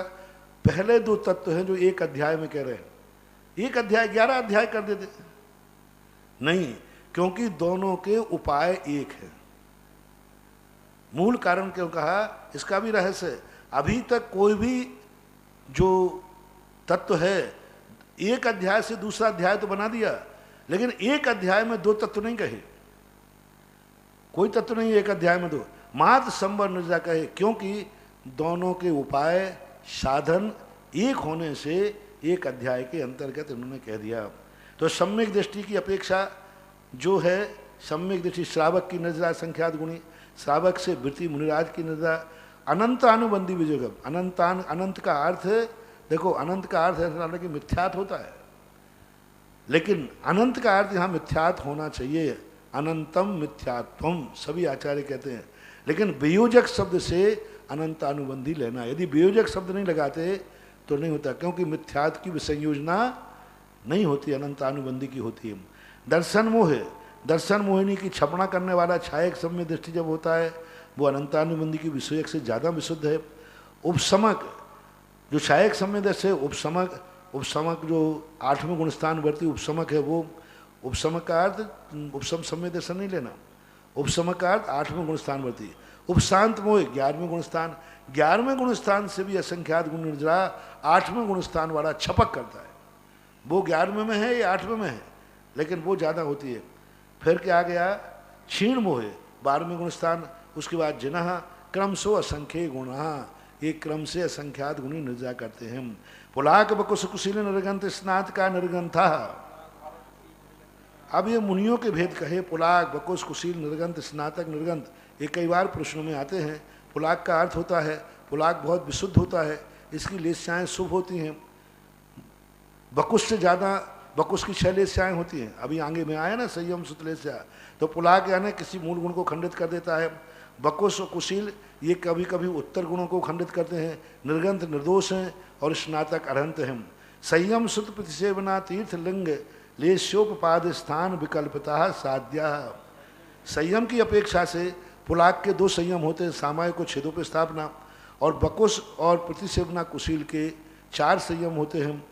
एक सामायिक, छेदों पर स्थापना, परिहार विशुद्धि और सुख सांप्राय। पुलाक को परिहार विशुद्धि संयम नहीं होता, सुख सांप्राय संयम नहीं होता, सामायिक को छेदों पर स्थापना होती है। बकुश को और कुशील को, इनके लिए 4 संयम प्राप्त हो सकते हैं। निर्गंथ स्नात, हाँ संयम हो गया। सुत, सुत की अपेक्षा से इनके लिए, पुलाक के लिए सुत की प्राप्ति पूर्ण नहीं होती है, बकुश के लिए भी नहीं होगी। कसाय कुशील के लिए सुत की आने पूर्वविद का हो सकता है। प्रतिसेवना, पुलाक जो है मूल गुणों को खंडित करता है, प्रतिसेवना का होता है अनादर, और बकुश और प्रतिसेवना कुशील ये अपने उत्तर गुणों को कभी कभी खंडित करते हैं। इस प्रकार तीर्थ, ये सभी तीर्थंकरों के काल में पाए जाते हैं। पुलाक, बकुश, कुशील, निर्गंध सभी तीर्थंकर आदिनाथ के समय, ऋजभनाथ सबके विदेह क्षेत्र में भी पूरे के पूरे 2.5 द्वीप में सब में पाए जाते हैं। लिंग, लिंग भाव से इनका भावलिंग होता है। द्रव्य से लिंग का अर्थ, कई लोग अन्य लोग जो आक्षेप करने वाले होते हैं वो कहते हैं लिंग का अर्थ है यहाँ 3 लिंग से मोक्ष है। नहीं, यहाँ लिंग का अर्थ है भेष, कोई छोटा है, कोई बड़ा है, कोई कैसे है, कोई इस प्रकार से लिंग। लेस्या, लेस्या 3 शुभ लेस्याएँ पुलक की होती हैं। बकुश की और प्रतिसेवना कुशील की 6 लेस्याएँ। देखो मुनि उत्तर गुणों में मूल दोष गुण लगा रहा है, मूल गुणों में नहीं लगा रहा है। और पुलाक जो है मूल गुण में लगा रहा है तो भी उसकी 3 लेस्याएँ हैं और इसकी 6। कारण क्या है?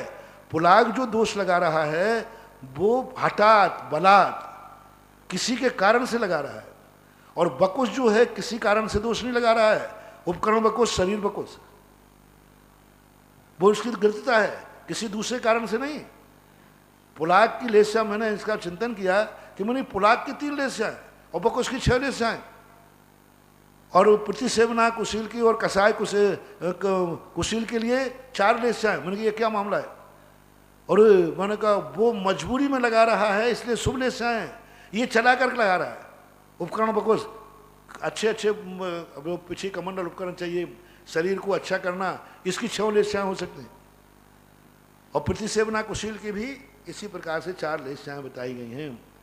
और निर्गंध की और स्नातक की हमेशा। उपाद कौन कहाँ तक जाता है? तो इनके लिए 12वें स्वर तक पुलाक जाता है, क्योंकि मूल गुण कैसा भी खंडित होगा तो वो पुलाक जाएगा। और बकुश और ये प्रतिसेवना कुशील 22 सागर की यानी 16वें स्वर तक जाते हैं। और कसाय कुशील और निर्गंध सर्वार सिद्धि तक जाते हैं और स्नातक मोक्ष जाते हैं। इस प्रकार उपपाद स्थान विकल्पतः साध्या, इनका स्थान, स्थान कहलाते हैं संयम लब्धि स्थान, योग स्थान। तो संयम लब्धि स्थान में पुलाक, बकुश, कुशील में से इनके अलग अलग संयम स्थिति स्थान हैं। पुलाक, बकुश और प्रतिसेवना कुशील ये एक साथ चलते हैं, एक साथ चलते। असंख्यात जागने के बाद पुलाक रुक जाएगा, असंख्यात जाने का बकुश रुक जाएगा, प्रतिसेवना रुक जाएगा, फिर जो कुशील आ जाएगा कसाय कुशील, फिर निर्गंध। इस प्रकार से यह विकल्पता साध्या, इस प्रकार से ये साधन योग है। इति तत्वा सूत्र 9वां अध्याय। या वाणी के ज्ञान तय सूझे लोकालोक, सो वाणी मस्तक नमो सदा दे धूंधो।